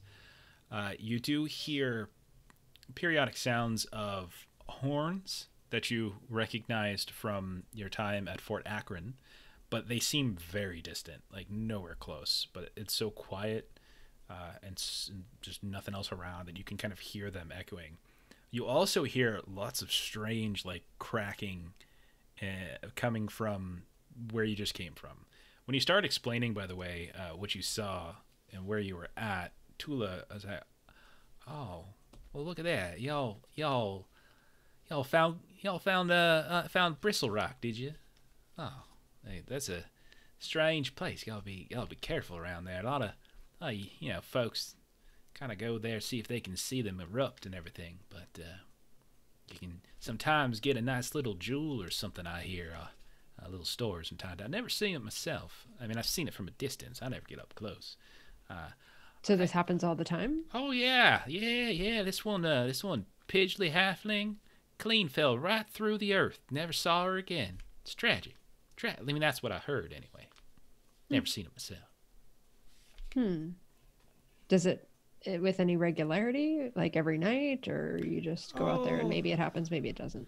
I'm not really much of a scholar on old Bristle Rock or anything, but I hear it happens ever so often, you know. Some people try to predict and plan it, you know, try to get an idea for when it might pop up. Stuff comes up out of the ground, suddenly you're rich and wealthy. You can go off and leave the stem and sell that somewhere else, down by Ermy or something for gold. They come on back and they live like kings, but I think it might have something to do with the moon, you know, both of them. You look up and you see both of the moons tonight are full. But I don't really It seems know almost for too sure. good to be true, Riches, just shooting up out of the ground. Hey, if you want to take a chance at it, you go right ahead. There's stranger things in the stem than that. Don't worry. I kid you not. Very strange. Well, we are cursed and can't leave anyway, so we'll Yes, leave you the are. riches Yes, we for are. I someone am else. too. It's all right. We're going to see all sorts of wonderful things together. Don't you worry. And then we're going to die. Yes, this is off to such a wonderful, wonderful start. Hey, listen. Just gotta go along for the ride, you know. Want some tea? Here's some sweet tea. Oh no, Nellie's gonna ask her where the nearest Crow and Crocker like encampment is, so we can take this kid back. Oh, they move around all the time. I don't really know. Everyone kind of rotates here and there, depending on the season and what they're doing. He's more likely to know than I am. You know, he certainly wasn't out here by himself. He said he got some folks with him, huh? Any of them older than this one? And they weren't. Yeah. No, they're dead. There's probably a camp around here somewhere. Not really sure where exactly, but somewhere for sure. Yeah. They were camping in the Bristle Rock. And so about I would say maybe it's Nellie who's the last one doing a shift. About just before the sun fully comes up, just a little bit of a crack of the sun coming up over the Grunston Mountains to the east, and you can see just a bit of light coming in. You can see a couple figures on a hill off to the north, like kind of staring down at you. You can't get a good look at them, but they certainly they certainly move around in kind of a pharaoh kind of way, walking on 2 and then kind of down on 4, and then I would say they're probably about 100 yards away from you. It's 3 of them, big old ones, and then you see shortly thereafter one of them comes up from behind this hill riding on a horse, and you can see a second one of the creatures on the ground crawls up on top of the horse itself, and then you see the one on the horse reach and kind of blow some kind of horn, and you hear the horn. The rest of you probably wake up to this, and then they all turn around and they start hustling north. They're well ahead of you. You probably wouldn't be able to quickly catch up with them, but yeah, they're there. But everyone starts waking up at this point too, just after dawn, including including the Crocker boy. How much do I move my peril track down? For you, because of you have a trait that lets you go all the way back up. Everybody else has got to go up to imperiled. Mm-hmm. So the body is still by us. Mm-hmm. You guys still got it. It's like they looked down and maybe they thought better of it, and they hightailed it to the north. Nellie's gonna tell them what she saw and just Posture say, check. There we go. It's time to move. I'd like to move it. Is there any way I can heal other than asking these people? Because I'm at moderately. You gotta have Big Sis or Grants has got to bandage you up. This game, healing is about rolling heal tests and using bandages. If you have laudanum, that works as well. That'll kick you up a step.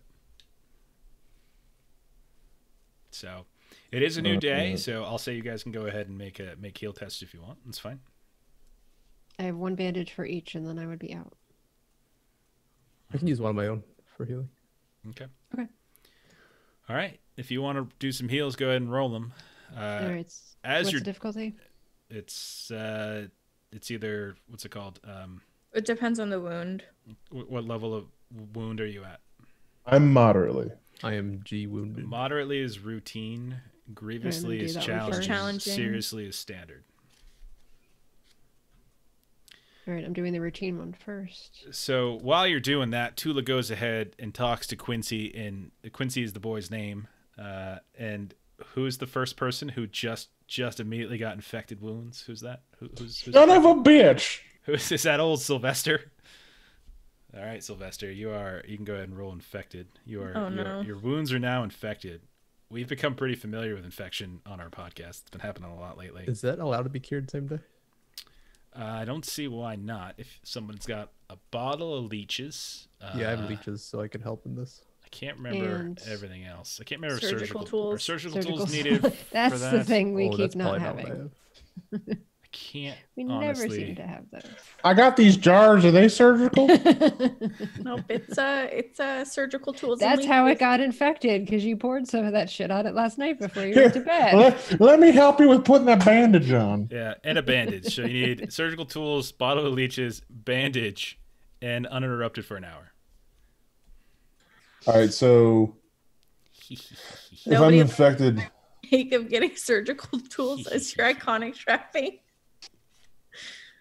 Shit. Yep. So what happens to me when I'm infected now? All right. So basically, it means that you can't go back up on the heal. So that's the first thing. So you can't like recover health.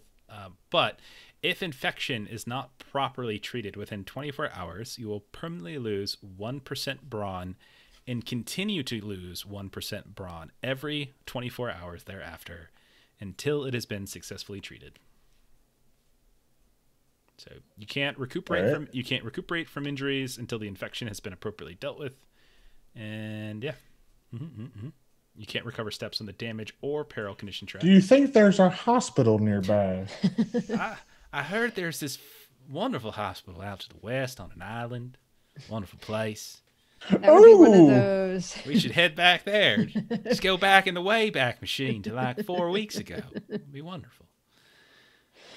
So that'd be one of those 300 bits for coincidence that we might run across somebody that's got some. Quincy does mention surgical tools. Like he says, you can do bloodletting, right? Yeah. But read bloodletting. Oh, okay. In order to heal a patient, caregiver must have a skill rank in heal, access to surgical tools, bottle of leeches. Quincy says to y'all, he's like, yeah, I got some my folks and some of my. That's not his voice. My folks and everything are up a ways between the pines up there by Young Fellow's Wood. If maybe they can help you out, maybe if y'all take me and don't tell them that I was naked and tell them I was brave, that I didn't get scared and faint, and that I didn't get my friends killed and everything. Oh yes, that sounds great. But maybe. Is there a surgeon in this group of yours. Maybe you can help our friend out here. We got a we healer. Can put a word in for you. We got a healer. Yeah. Yes, I got this covered. Oh gosh. Nellie's just shaking. Let's go. Lead the way, please, Quincy. I don't know if I want to lead the way. It's kind of dangerous out here. Just point us in the right direction. And he points in relatively the same direction that those creatures on the hill were running off to, northish. Okay. So I'll go ahead and move you all back. I'm still going to try my other heal. All right, who are you healing now? Whose life are you trying to ruin now? Long. I'm going to take a lot of them before this. It's like, nah, I'm good. I feel like her healing techniques are just punching it with her giant hands. Is this helping? Considering he's like a jailer at base level, it's like her bedside manner. That's the issue, I think. Yes. All right. So this is going to be at standard, I believe. So what are you at now? That's seriously from the lot of them? Yeah, seriously is standard. Moderate. It goes moderate, serious, grievous. So be careful now. I'm delicate. Yeah. Yes. All right. There successful. You go. Way better. You just gotta like do the warm up, you know. You just gotta do just get the warm up. Isn't that convenient? Couple swings and everything. We're just trying to kill you. We're tired of your piss jars. You ain't never gonna have them. They're mine. You just drank one. It's so you're a gross person. You know way too much about this. All right, so you start heading in the direction that he points, and you see some basic tracks of a horse and some scrambling creatures on the ground that starts to veer a little bit further to the northwest than Quincy seems to want to take you. And you can see that these seem to bear northwesternly into woods. And he says, that over there, that's a young fellow's wood. Don't go in there. And then he's heading a different way. You don't want to come in this area. These woods, bad place. They're very bad, you know. I don't want to get into it, but sometimes we go up right into them, and we see who can stay in them the longest, and then who has to run out, and whoever's the first one to run out, they get noogies and things, and whoever stays in there the longest, they don't get noogies and things, and but as long as you stay between the pines, you'll be fine. And that's sometimes where we camp out because no one really goes over there. You know, it's a safe place. Even the animals don't want to come in between them. And so you travel off for a bit, and eventually you can see from a distance on top of this little hill that there is a fairly open meadow pasture that's probably a couple miles wide and in diameter. Like you can see from a distance as you're looking up and looking down, the kind of a big old forest extends off to the west, more forest off to kind of the north, but in between it there's that pasture, and that's where you can see a handful of plumes of smoke coming up, and from this distance, open clear day, looks like maybe some wagons or some such down there. Like, yep, that's them down there. So Big Sis will sort of turn to him as they're approaching, and in a very serious tone, just tell him that, considering the demise of your friends while you're engaging in such childish behaviors, you might perhaps want to consider not childish doing behaviors. That what anymore. We had a deal. You weren't going to say things like that. I was coming back. And I will not say this in front of your parents. I'm just telling you that you might want to consider finding a more useful way to spend your time. It's being very you don't even know me. We just met, lady. Nellie's just gonna kind of throw her arm over her shoulder. He's young. Leave him alone. Come on, let's go. I'm grieving right now. Two of my friends just got slaughtered in front of me. Yeah. And you're all giving me some after school special lecture over here. It's kind of the coming from a jailer perspective. I've seen plenty of your, kids like you that don't take things seriously in my jail. And Nellie just looks at you like, really? Shh, Big Sis, come on. What's wrong with you? You're mean. Indeed, I am. My friends are dead. Yes, and maybe you should learn something from that. learn not to talk to you is what I learned. It's gonna walk out a little bit further in front. So yeah, you guys travel a little bit further, and eventually you kind of come up to what looks to be a caravan of wagons.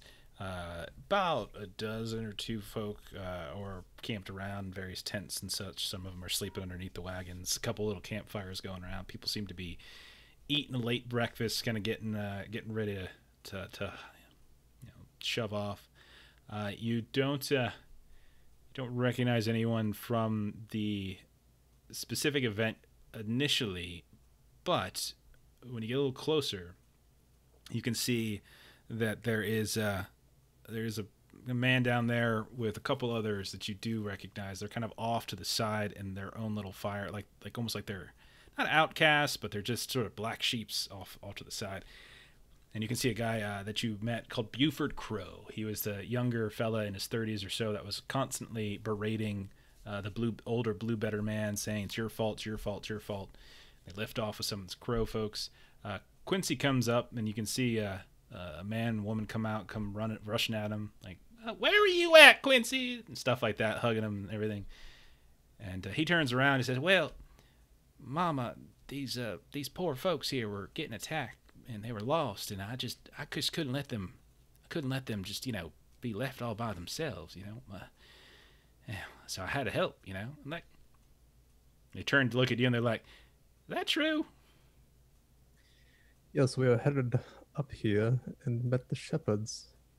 The shepherd's place in Oga was slain.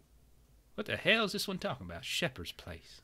We've just run into quite a few ghouls along the way. Oh, goodness me. Goodness Bristle me. Rock. Quincy Crocker, you going over to Bristle Rock again? No, he wasn't quite over there. Grabs him by the ear. Nice. That's where we ran into some ghouls. He kind of eyes you sideways, like, Well, all right. If you say so. Okay. There was a friend here, Sylvester, got infected during this combat. Oh, God. I thought he was one of them goes there. Look at him. Why is he covered in all that? Oh, dear God. Whew. I had pigs that smell better. You got pigs here? We got some pigs, yeah. No. We do. We got pigs. They're right over there, and you can see them. They're over there. And they look great and happy. You sure do. Now, I've seen faces like that before. You get that idea right out of your head now, mister. You leave my pigs alone. We're really getting into the voices now. Just come super easy, Ashley.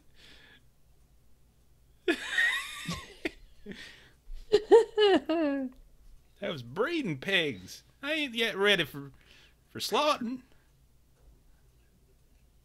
Oh, they're breeding pigs, all right. No. See? What? No. He goes too far again. That's classic Justin. There's a line. I held myself back so much. You guys, you should be proud that it's happened up to this point. Right? You are a disgusting human being. Okay. And you smell like pee. Do you have surgical tools? And she's not talking about your character. She's talking about you, Justin. As a person. Your character's really gross, right, guys? We got surgical tools. We got something a little bit like surgical tools. Yeah, sure. We got a healer over there. Yeah, go introduce yourself to Delmar over there.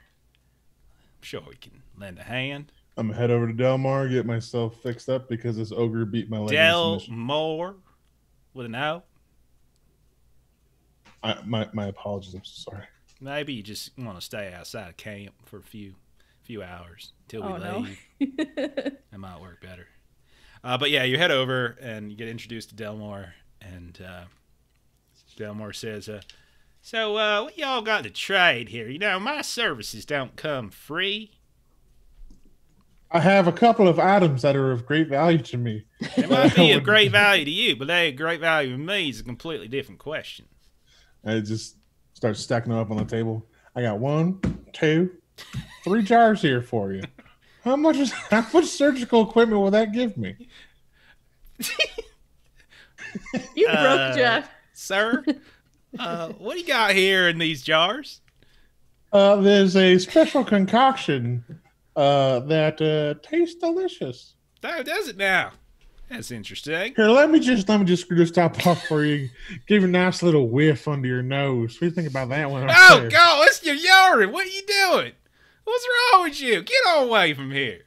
All right, so what I have to give you is I have myself a nice little water skin, if you might need it. I got me a bull whip. Would that be of interest to you? Why are you pronouncing the H so heavily? It's whip, bull whip. I don't know what you're talking about. Maybe. I mean, bull whip doesn't. I don't really name much of it, but I don't know. Keep talking.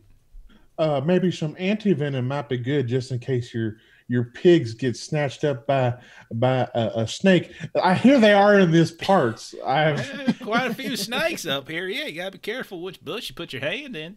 So how about some antivenom and some bullwhip? A bullwhip and antivenom. All right, I'll take it. Okay. You really want to give up your bullwhip? And I'll throw in 3 jars. No, that's all right. You go ahead. I'm sure.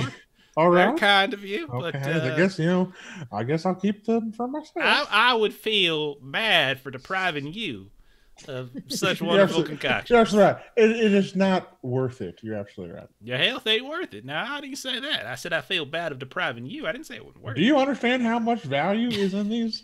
I really do not. I have no idea. How much hard work and dedication is made to fermenting these? Anyways, I'll give you the antivenom and the bullwhip for some medical attention. Okay. So he'll bring Sylvester into a tent. You guys will hear all sorts of why do that? Oh! That kind of stuff going around from the inside. Every once in a while, like, oh, that's good. I like that. All right, I got to roll a D100 on this. 75. That's a fail. You want me to spend a reroll on that? I assume. Yeah, I would like you to. Yes. Please, pretty please. Yeah, 75. All right, there you go. So when you see an hour later Sylvester come out, he's got all sorts of these welts all over his body where the leeches were just draining the blood out. All sorts. These idiots tried scrubbing me with a bar of soap. What the hell is that supposed to do? How am I supposed to heal from that? All right, so while he's healing, what are y'all doing? Real quick though, before you guys do it, how do I move my track? You don't move up a track. You're just no longer infected. Okay. If he crit, you could have moved up at the same time, but he couldn't. So tomorrow you'll be able to be healed again like normal, but you've avoided a lengthy infection. He just charged for his services since Grants was providing some leeches. Do you have and that kind of stuff? So we're doing like a reputation point system as opposed to like normal coins. So you guys gain some reputation with them for helping out Quincy here. So doing stuff like that can actually help, and so that'll help once that word gets around. So, okay. What are the rest of you doing? We'll meet with Buford. Buford, I think it was. Okay. Was he? He wasn't cursed with us, was he? He was. He was. Yeah. Oh, he was. Okay. Yeah, I was cursed. I was cursed just like the rest of you. Didn't realize we'd run into each other so quickly. Yeah. Nellie's gonna tell him about seeing the ghouls that were on the horses, and then how the track separated and went into that woods. Them was right over there. Whichever woods that was that Quincy told us about. Yeah. Well, they can go ahead and stay in there. Then I ain't going inside them. No, thank you. What can you tell us about those woods? I mean, they're a good place is what they are. Young fellows. No, thank you. You know, some such say a couple, I don't know, generations ago, stuff back when the Hunteries were still in power here. One of them managed to escape whatever happened to them folk. Got away, but got all of that curse, whatever that was. Found his way into them woods, and then apparently he just got lost, going around in circles. His whole life. You go in there, you're liable to run into him. I ain't going in there. No thanks. All sorts of strange sounds and such.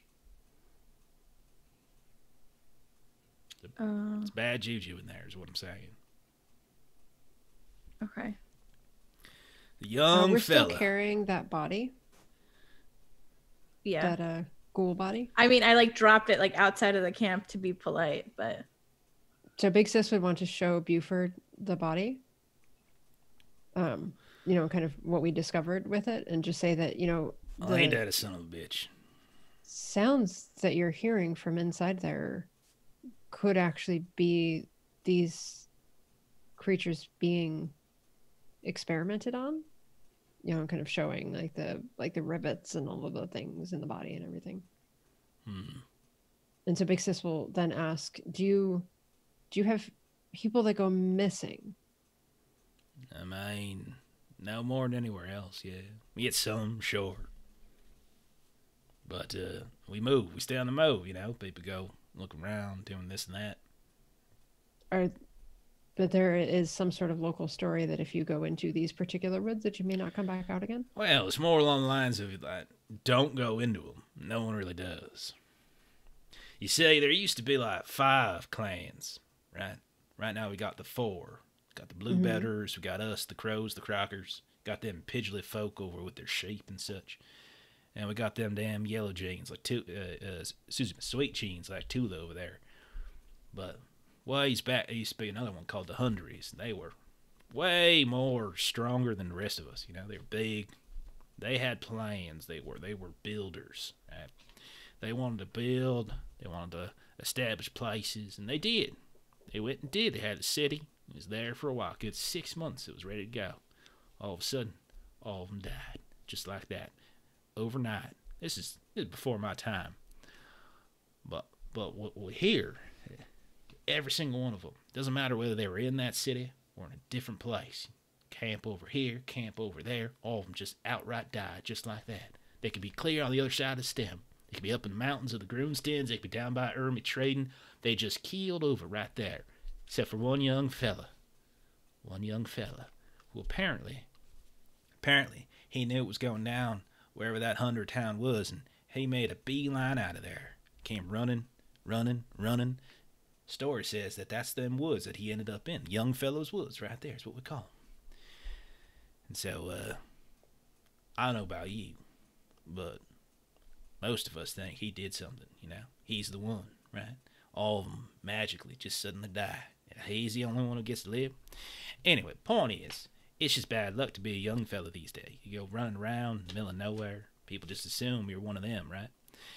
Anyway, so we just don't go in there, is what we're saying. All sorts of weird voices and such. I had a brother once, went in there, came out. He was crazy. Couldn't fit a sentence together anymore after that. Was he injured when he came out? Well, in his head physically he was. Injured? No, I don't think so. He was a little bit thirsty and hungry and such. Was there a while, but couldn't much put a sentence together after that. Just started babbling left and right. Kept going on about some shadow moving about.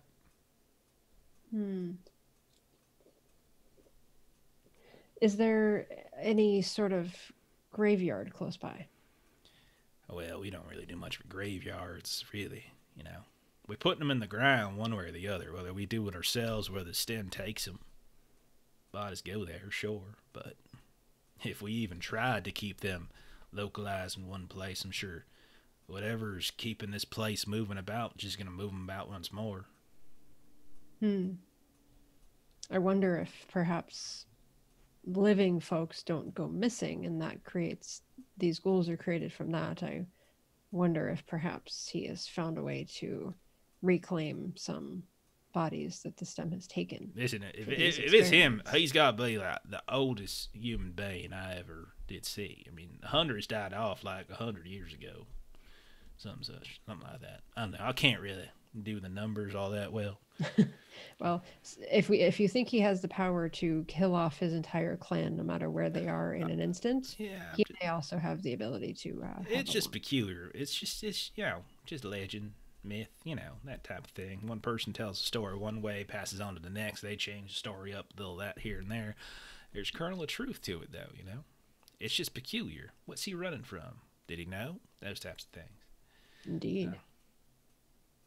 Does this guy want to team up? I want to team up now. We got something to do, but from what I hear, y'all help Quincy out. That's good. It's good on you. We got a couple odds and ends to do, but if you want to meet up with us about a week's time, if you're still with Tula, she can show you how to get there. Get over to the old root bastion. We got a plan. We got an idea where we might be going, where we can find a good old nest of these suckers. Just tear through them, you know? But we got a few other things we got to do first. Got to get, resupplied and such. Get a few other fellas. See if we can track down some of them damn cowardly bluebetters. See if they want to help out as well. Is there a specific track that you guys are going to be following until you guys get there? No. That's not how it works here. Okay.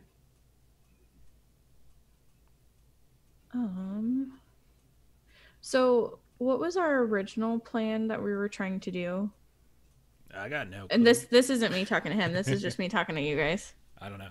Actually, I think you guys are just heading to the lake. You were just picked somewhere on the map and you went. And I think you just kind of ran into some stuff. Okay. Where are we at on the map right now? You are right about here. Okay. And where's that youngin's? Right here. Right next Okay. to it. What can you tell us about the Bristle Rock? Oh, that place, huh? That's that there's fortunes of fool's gold. You can head there, find all sorts of wonderful things.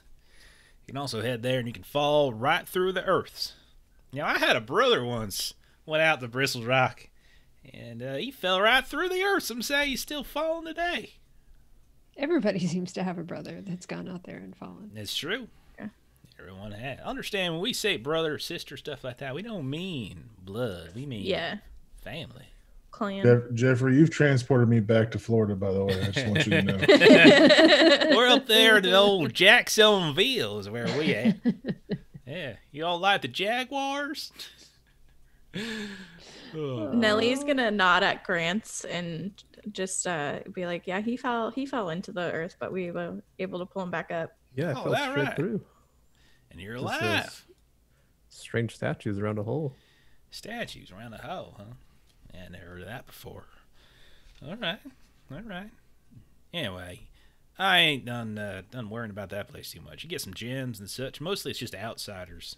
They get a story down from Ermy or something. They come running up some special old place that just shits a bunch of diamonds up out of the ground. And they're like, oh, we're going to go make our fortune. Usually don't get, no locals are usually stupid enough to do something like that unless it's a boy, just like Quincy. I'm sure it was. Yeah. He's a dumb one. Big Sis will defend him now, though, and just say, we were the ones that were in there. He was outside of that area.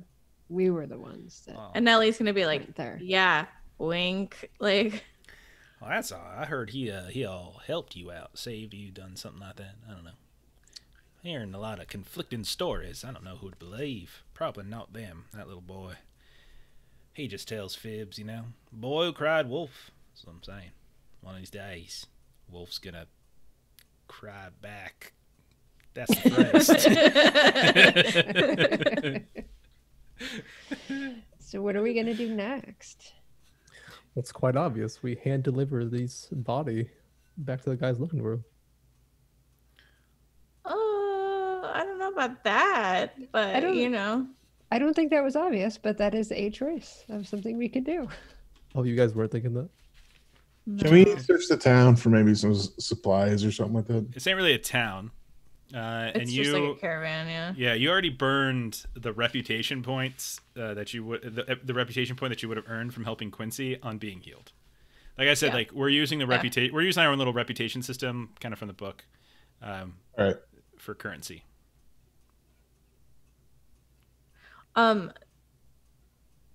Nellie's gonna ask Beeford if there's anything else that they need us to keep like an eye out for before we meet them up at the old root bastion. Like maybe as like to earn more reputation points, or if there's anything that they need assistance with. I ain't really in my department anymore, unfortunately. I've been removed from that kind of status, but there's plenty of people in these parts that just need help and such, You can ask Tula, she might know what Sweet Jeans can do. If you really want to help out, I mean, you can go check out old Thwaite, see if he's doing all right. He's up there by himself in his hills, you know. He's one of ours, sorta, kinda. But if there's a bunch of these fellers just running around killing us, he's all by himself, and he's an old man. And you can go ahead and take a look at that. But he probably won't trust you. If you see him, just tell him Buford sent you. I'm not saying that's gonna help you, but it ain't gonna hurt you. Gotcha. But, what does he do up there? Well, that's a little strange story there. And he kind of says, "You see, man's crazy, but I think he might be on to something. He built a hut. He was determined because he got married a long time ago. He was determined to make his wife a beautiful home, carry her over the threshold, all that kind of nonsense, right? So he built a house on one of them hills, one of his three, you know. Next morning, wakes up, house is on a different hill. He's like, well, how the hell did that happen, right? Very confusing. And then he looks around, can't find his wife. And so every day he's like, I don't know where my wife went. So he's convinced that one of the hills took her, right? Most of us think that she just left him because he's crazy, because he was crazy long before this happened. But he is convinced that at some point she's going to come back if he just keeps staying there. But every morning, I'm pretty sure that he, according to him, and I had a brother once who saw this, who said, yep, it's true. Every morning he wakes up, that house is on a different hill. Like a shell game, just kind of moving it around a bit, except instead of the P being underneath the shell, it's on top. Very strange. Yep. He's an old one, too, you know, I gotta say. So if you're looking for questions about the old young fella's wood over there, he's about 100 years old thing. He's a codgy old feller.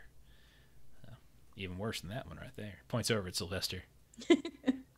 I'm over there. You mean over there? You're a disgusting person. Absolutely disgusting. So, but yeah, you can go ahead and check in on him. Maybe see if he's all right. See if he needs anything. I don't know. He's sort of part of us, kind of, sort of. I don't know. Hard to say. There's iron in the hills, at least. He mines some of that up and get that from us. Helps us when we're making some weapons and things. But if he's even alive still, it's been I don't know, probably about 6-7 months since I've seen him. Gotcha. Okay. Is that unusual to not see him for It's 6 months or so? The way the current takes you, you know. Just go where the wind is. You know, just how to move in circuits, move around. That's just how it works. Gotta keep moving. If you stop moving, stem comes right up out of the ground, takes you, and brings you down under. But maybe it will give you an emerald. Who said? And you die. Who said anything about emeralds? Y'all get an emerald? Y'all get an emerald? You holding down on old Buford? Well, shit. All right.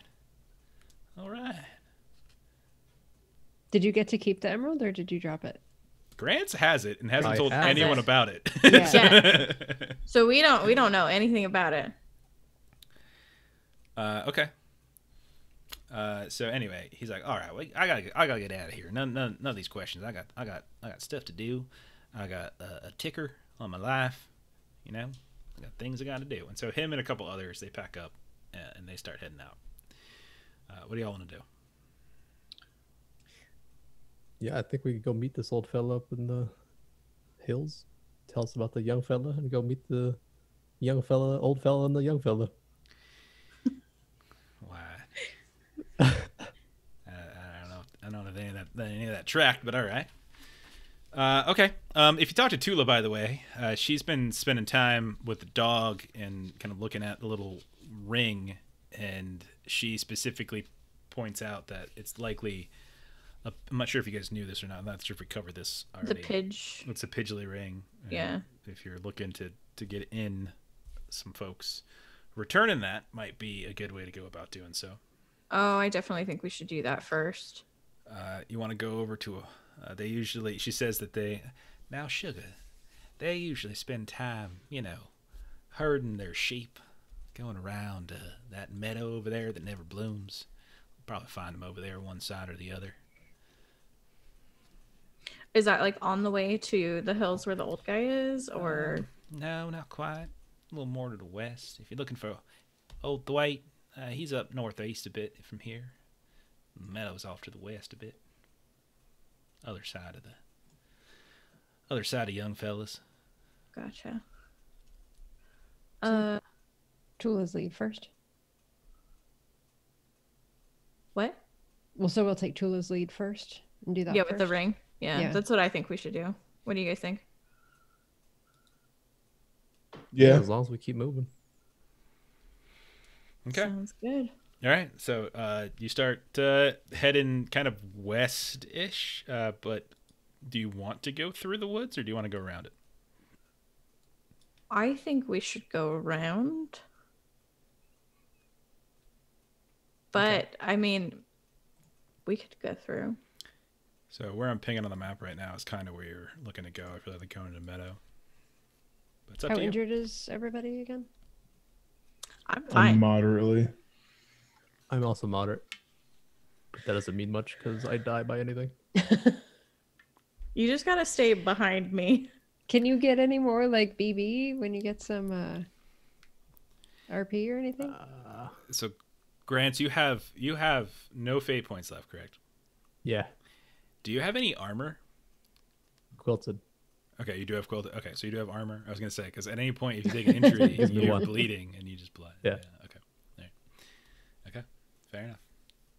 All right. We may want to be a little more healed before we go into the woods. Okay. All right. So. Okay, that's Around probably a good the call. woods. All right. So you're heading around. Bid your goodbyes to Quincy, Buford, Delmore, Crows, Crockers, etc. They thank you for your service, and you've made some inroads with them. Got some reputation points that you might be able to cash in down the road, as word of your deeds will begin to disseminate. Okay, so as you're passing by and around Young Fellow's woods, why don't y'all roll? Actually, nah, don't even roll. We'll just say y'all hear it. Every one of you hears it. You hear this kind of sound of someone screaming in pain, like Gollum, from like Shire, Baggins, something like that, and kind of coming echoing. But it's got this like tinny quality to it, this tinny sound, as if it's kind of coming through like a weird staticky microphone, as if somebody is a little too far away from the mic, But you can hear it screaming out periodically as you pass by. And then, Grant, you spot this. You see, all of a sudden, standing in the woods between two trees, you see these two little children dressed up in these beautiful, cute, adorable clothes. Got to be about 5-6 years old. And they're kind of watching you guys as you're walking. You're coming right up to the stream, and they're just eyeing you down. And eventually, the little girl's like, y'all don't want to go ahead and step over that, And as you guys are about to kind of just like trudge through the stream, you don't want to do that. Do you guys hear that? And see that? And you all look over, and yeah, there's two kids telling you not to walk into the stream. And Nellie will look at Tula and be like, why can't we cross the stream? It's bad luck to step over a stream flowing backwards. And Tula's like, oh, yeah, they're right. We shouldn't be doing that. We got to go around. Bad luck. Yeah, stream's been flowing backwards all day. You don't want to step over it. What if we just go over backwards? She gets one of those like, well, I never thought of that. I guess you could try. I don't want to try. What's the harm? It's just a stream, guys. You've probably crossed plenty. What's the harm? This land has like things that you witnessed more than any of us. Stab you in a foot. Yeah, what's the worst that can happen, guys? Yeah. So they still look kids. They're right on the edge of the forest. Like the little girl's probably a little older than the boy. 5, 4, 6 years, something like that, around there. They both look adorable, like Hansel and Gretel types, and she's holding the boy's hand and everything. And but they came at us from inside the woods. They're just at the edge. But they came from in the woods towards us. You didn't see where they came. You just saw them on the edge. Grants did, and then Grants pointed it out to you. So where can we go around this water? Hell, you're overthinking it. Over the top. Ends in a pond about, I don't know, quarter mile that way. Which way are we? Could you ping on the map? Like you're heading west. You're like heading west. Like there you go. Like okay. Ping's direction. That's good. Just so you guys know, like there's stuff on the map that's hidden that won't be revealed until you guys like see it. And Totally fair. Totally fair. Over the course yeah. I'm just trying to think totally about stream here. I totally forgot you guys have a lamb's head now. There you go. Oh. That's our group. Streams, I thought that was just because of the sheep. Streams will never appear because they're so small. Rivers, lakes, that kind of stuff will, but streams won't. Yeah. Too tiny. So. How wide and deep is this? Maybe 6-7 feet across, and worst it'll go up to like your knee or so. So it's been flowing backward all day. All day. So normally it flows the other direction and we could walk over it just fine. But today it's going backward. So today we can't cross it. You got it. Little boy's just sitting there holding the hand. He's got his thumb in the... And every time like she talks, he just nods. Huh. We're just warning you. And Tula's totally on board with it. It's like, no, they said it. Yeah. Come on, sugars. I kind of want to try. What clan are they from? Do they have a clan? Can't tell from the kind of looks of them. They don't seem to be showing any colors or anything. Nelly will ask, "What clan are you from?" The one girl looks up. What clan you from? All like, what clan you from? Oh, I'm an outsider, but oh, then I don't think I got to tell you. Okay. She's an insider. That was pretty funny. I don't think people laughed enough for that one. So I'm going to point to Tula. She's with the Blue Bloods, right? She's with the Sweet Jeans. Sweet Jeans, that's right. So I'm going to point to her and say she's with the Sweet Jeans. Good for her. So now, which one are you from? Still not going to tell you. Can I try to do like interrogation and try to see like which one you react to? Like, can I just roll interrogation? Interrogation is not intimidation. Interrogation is like you're actually doing something to physically harm the child to get her to talk. No, I just wanted to try to like say each one and see if like the little kids, like the younger of the two, like if their face changes at all with any of them. Do you want to? You can roll. I'll let you. You can roll an intimidate. I mean, you can roll an interrogate too. But take all the corruption if you do. But you can roll intimidate if you want. Okay. Can I just roll an awareness to see if I notice anything, or are they too far? I mean, they're like 20 yards away. You can do that. I mean, awareness is just sort of general. If you want to scrutinize them some, you could try. But if you want to get up closer to them, you're welcome to. The trap's all the way. Right, this will solve the problem. I'll throw a rock across the stream. Okay. All right. Rock goes across and lands. And she says, yo, you're just dumb as rocks. No wonder you're throwing them. Rock ain't a living thing, dummy. And when I pass my yeah, he is. His name's Dwayne. But it does mental peril, and I forgot about that. Okay. It does 1d10. Take 6 corruption for like doing mental peril to a child. She's a child. She's a 6-year-old child. I didn't mean to do that, and then I realized that that's too late. My gotta commit to you called it. My menacing demeanor. Little boy starts crying, and she starts looking at you like, "Oh, why'd you go ahead and do that?" Oh crap! Doesn't matter who we are. 10 mental peril for the children. All right. And little boy like, like drags his arm away from her hand, and he just turns around and runs clear on into the woods. It's like, no, what you do? You can't run in there. And then she like looks around at you like, look what you just did. And then she runs into the forest after him. Nick, no, don't run too deep. and they have now ran away from you. And she looks over the shoulder, and as she's running, you can see, like, on her back, she's got some stitchings on it that suggests she might be bluebloods. Bluebetters, excuse me. Were they translucent, or are they actual, like, physical? Okay. I know that I've done this to you guys before. They really are just kids. They're just kids. They're just kids. They're just, Sure. I mean, that you could tell from 20 yards away. Should we chase after them into the woods to make sure that they don't get lost? Tula's like, They're gonna run from me. Like that's Tula's just gonna like, chase them in further. That's Bluebetter problems. That ain't ours. Ooh, okay, then.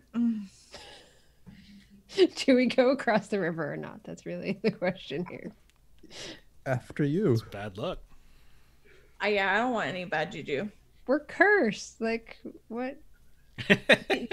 You act like it's just one curse and you're done. That stuff's multiplicative, okay? It's like when you take meds and alcohol, it like instead of like multiplying or adding, it like quantifies it exponentially. I thought when something's multiplicative, it actually does multiply it. Hence why it's called multiplicative. Jeff, I'm the math teacher here. You want to shut the hell up for a second? Yep. Justin, if somebody ever asks you, are you a god? You say yes. All right, so anyway, what do you guys want to do? You got a stream flowing backwards, according to these little kids. Tula's on board with that not being that's a bad thing. You can follow the stream, but it looks to be going a long way to the north. Who knows how far it's going to go? Apparently, it ends at a pond somewhere in the woods if you want to go after that. Also, these little kids you just scared and did mental peril to are running around in that forest somewhere. This is not going to run after them. Okay. That's only going to drive them further in. Okay. Nellie feels bad, and she's like, we should help these kids. And the pond's in there. We can go around the pond. Done. Good. Okay. After you. Grant, Sylvester, what do you want to do? I mean, let's go catch us some kids. Oh, Jesus, that sounded terrible. In the helpful way. All right. Grant's, Tula is going to say, you know what, sweethearts, I'm just going to stay out here with the dog. I'll just wait around. You all have fun in there. I'm not. You're not going to go around the pond with us to get to the other side? I'll go the other way. And so you see, she's just going to take the sheepdog, and her and the sheepdog are just going to start heading north. You guys, Good luck. We need Nelly to meet up later. She's our pretty much info on this. Tula. I don't know why I said Nelly. Yeah, maybe Tula. Mm-hmm. No, I'll meet up with you on the other side. Don't worry. If you make it out alive. It'd be silly to split now. We just crossed the stream. She's just going. Yeah, she's not crossing the stream. She's going the other way. She's going a long way around. It's up to you. Go. Do we go with her the long way around, or we go into the woods? The thing that we were. I say we cross the stream, guard to the kids, and meet up with her later. There's no reason to cross the streams if you go after the kids. You just have to, because you're running into the woods. Yeah, let's go into the woods, go around the pond, like Ashley said. Off we go, unless you have major objection, Nelly. Grants, what do you want to do? Just stay behind I don't understand why you want to chase these kids. Because we have a heart. You have your metal inside. It could be pretty terrifying that we're running after them after they get intimidated. You just scared them away, and now you want to chase after them. I didn't scare them. I did not want to go after them because I think it will chase them further into the woods. You hear more of those hobbit scream like "Shire, Baggins" going on. I mean, like they're saying other things. Yeah. So what do you guys want to do? That'd be way too coincidental. It sounds like we gotta go to the Shire. Find this Baggins fella. Long doesn't want to go into the woods. Melissa, do you want to go into the woods or no? Oh, I don't want my to chase original after the plan to kids. go in, just not after the kids. Then let's go follow. Who was it, Eula? Tula. I'm gonna show you guys. There's no superstition. I'm gonna walk across the stream. Okay. You're gonna do it backwards? Are you gonna do it backwards while you do it? I will do it backwards, handstand. It's fine. All right. Go ahead. Before I do this. Oh shoot, that's not the right thing. There we go. Got my passwords up. Just kidding. All right. So you're walking across? Yeah. Before I do this, a quick fortune favors the bold. So I'm gonna pull out a pair of dice and toss it on the ground. On it again. I got it. I fixed it. It's okay. It was just my Windows Explorer. Okay. That would have been really awkward. Okay. So you're doing fortune favors the bold. So what was that again? Yeah, it's the success one. So I'm gonna target the potty. See if it succeeds, we get successful on skill checks. Okay.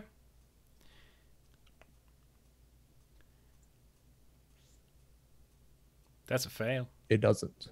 Okay. All right. So I'll just go across normally. All right. Let me pull up. Can you roll a D100, please? A kraken springs from the river. Sorry, I'm getting up my chaos manifestations really quick. 47. 3. All right, 47. Let's take a look. And what kind of? There we go. Got it, Lesser. Okay. So you watch him hop across, or not hop across, but like just trudge through it really easily, get to the other side. And Grant, as you turn around to tell him, oh, everything's fine, all of you watch as his mouth moves, but no words come out. You hear nothing. And Grant, you start talking, but you don't hear anything. They don't hear anything. You can still hear the stream. You can still hear the wind. This is actually pretty fitting that you rolled "Hush the Children." Your breath is stolen, and you have lost your voice for a certain amount of time. So all of you see him hop across, trudge across. He turns around to say to keep going, and then I would imagine a tiny bit of confusion, maybe panic, pops up in Grant's eyes. Why don't you go ahead and roll a resolve test? Actually, just go ahead and resolve routine, and see how much panic you suffer.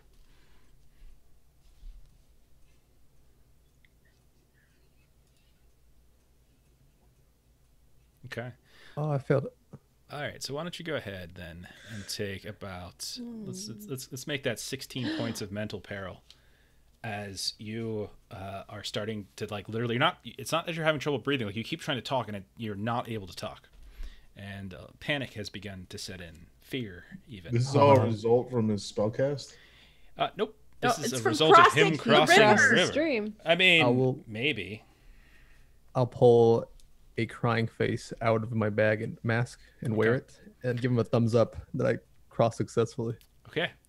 I don't know if that helps them, but good deal. Definitely. Guys, it seems like it's fine. I mean, but we already saw him try to yell and be unable to yell. Okay. So like I would try to get him to come back. Okay. I crossed the stream. I'll just stand still. Oh yeah, I'll just stand across the stream. Okay. So he's just sitting there with his face, with his mask on. There, and I'm not sure if that helps any of you with creepiness. What are the three of you doing? Well, shit. He's a member of the party, and he went across the stream. So I guess we now have to go across it and retrieve him. why don't we just parallel each other up the stream to the pond? Because I'm not going through that thing.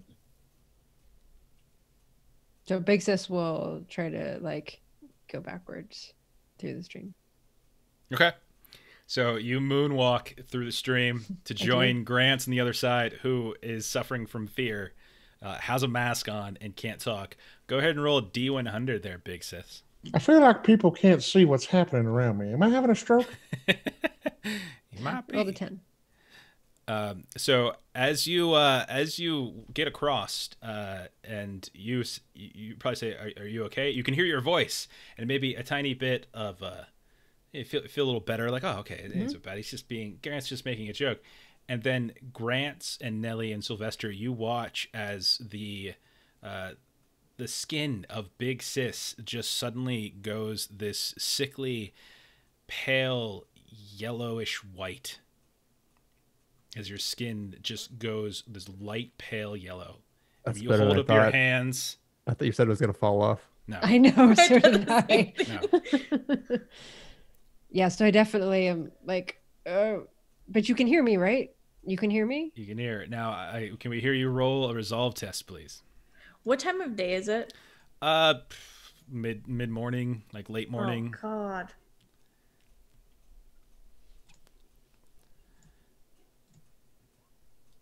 Failed. All right. You too are suffering from fear, and you can take 12 points of mental peril as you have one person who stepped across the stream, can't talk. One person who stepped across the stream, skin turns yellow. Both of you seems to check out okay. What are the two of you doing? They're across now. The moment that she saw her turn yellow, Nellie's not going to want to cross the stream. Okay. But she's going to point towards where Tula walked and just be like, let's meet at the end. Let's go. Okay. Sylvester, what are you doing? I do like things that are yellow, but I will go along with Nellie. Okay. So as you all turn to walk up the stream, you hear more of that screaming from the forest behind, except now it's no longer this unnoticeable screech. Now it sounds much like the girl's voice as she screams out, and you all walk away and take like 5 points of corruption for leaving the children to danger. And we'll start up there next week. So we'll end the episode right there as you're walking away. I had nothing to do with this. Yep. All right. So Jeff, stop exposing us to children because nothing ever happens well. Listen, there is nothing creepier never than kids showing up out of nowhere. Yeah. Just randomly showing up is the creepiest thing in a fantasy world. I just assume the worst. I think you're a demon. Goodbye. All right, so let's see. Corruption. Anything we missed? Anybody should have taken corruption for anything else? Didn't you anybody take laudanum or anything? Yeah, I took it laudanum. Twice. Does that like increase it at all, or still one? You get one per time you took it. I don't recall. I'd have to look it up. Just take 2 for now. I don't want to look it up right now. Okay, and then all of you were nice with Quincy in terms of covering for him. I did give him talking to, but I'd say you guys hacked up a body a bit, like ripping a body apart to try to like investigate it. So I'll say Nellie and Big Sis can take 3 for that, because that's a pretty gruesome sight in what you're doing. But I don't think Grants or Sylvester was actively involved in that, so I'll go ahead and spare them that. I was taking a nap. I was cradling my urine jars. Thank you very much. All of you got to work on your southern accent. I feel like Justin and I have been doing a fine job. The rest is that what we're going to settle on? We're all just going to suddenly become a little bit southern? It's the power of the stem. It's like molasses just rolling off of your tongue. Once you start saying, I was going to say, Big Sis is not from here. That doesn't mean anything. Most of the people here aren't from here either, but they are now. They're part of it. Okay, so let's roll that whole corruption die. So I rolled So we took 5 though for the kid. Yeah. Everybody. Yeah, everyone. You guys just left a kid who just ran into, like, you guys scared a kid off and then left it. That's why Big Sis got more, because she's the one who's scared. And then you went ahead and you watched her you watched them run inside, and you didn't try to go help them. Especially now, knowing if you guys hadn't learned that young fellow's wood is a dangerous place, it wouldn't have been as bad. But you guys know that place might be dangerous. And you let them run in there nonetheless. So go ahead. And that'll be that. Did anyone complete their personal quests? I don't think so. Sylvester, you completely boneheaded your ambush attempt by getting caught by... I literally was trying to do it the first thing I was doing. You totally screwed it. Grants, I don't think so. Big Sis? No. Okay. Nelly, what was yours? Mine was kill some ghouls and don't let their bodies get taken away. Okay, yeah, you're good. So you can take your extra 100 RP, etc. Okay. Other than that, everyone go ahead and take... it's a short run adventure. There's 20 things. All right, take 200 so you guys can do a level up. You can do a purchase. That's fine. Gracias. Uh-oh, stream dropped. Uh-oh. It's showing for me. Good for me. Yeah, I'm still here. Yeah, I still got it rolling. Okay. Okay, good on Josh. Okay. Well, we're closing it down anyway. So, but yeah, it looks good to us. All right, that's it for us tonight. So let's go ahead and do some plugging. Catch us tomorrow on our channel, twitch.tv/thelollygaggers at 6 p.m. Pacific time, where all of us in the screen here and one of our other friends, normally we play Mutant Year Zero, but we're not doing that this week as one of our players can't make it. So we're going to try a new game tomorrow that I've been wanting to try called Electric Bastion Land. So we're going to be playing at 6 p.m. Pacific, 8 p.m. Central, so you can come check us out. For a little while, and then I know that on this channel, on twitch.tv/ZweihanderRPG, Chuck and the Defenders of Kobold, I believe, are doing Bloody Marches. And then on Monday next week, you can catch Melissa and I playing on twitch.tv/TheLollygaggers. We're playing Heart. We're getting near the end, probably have about 3 sessions left before that one's over. You can also catch our podcast. Just look for Adventures in Lollygagging. Anywhere you get podcasts, so Spotify, Apple Podcasts, etc., just look it up, and you can find it. We are closing in on our 50th episode. 49 drops on Monday, and 50 will be the week after. I'm pretty sure I'm just going to TPK all of them, just so we can start fresh, just so my creativity can get a refresh, and we'll go from there. Sorry, spoiler alert, Josh, we're going to kill your character. Hope you're not attached. But that's it. And also, Justin and I next week, we're probably going to start posting our Lollygaggers podcast again on Wednesdays. So you can catch us, our little talk show where we talk about comics and games and movies, all that kind of stuff. Also, anywhere you get podcasts, let's look for the Lollygaggers podcast. That's it. Thanks for everybody who hung out tonight. Thanks for those of you who are watching this later on VOD. And we'll be back next Thursday, 9 p.m. Central, for episode 4 of the Unsettled STEM. Good night. Good night. Later.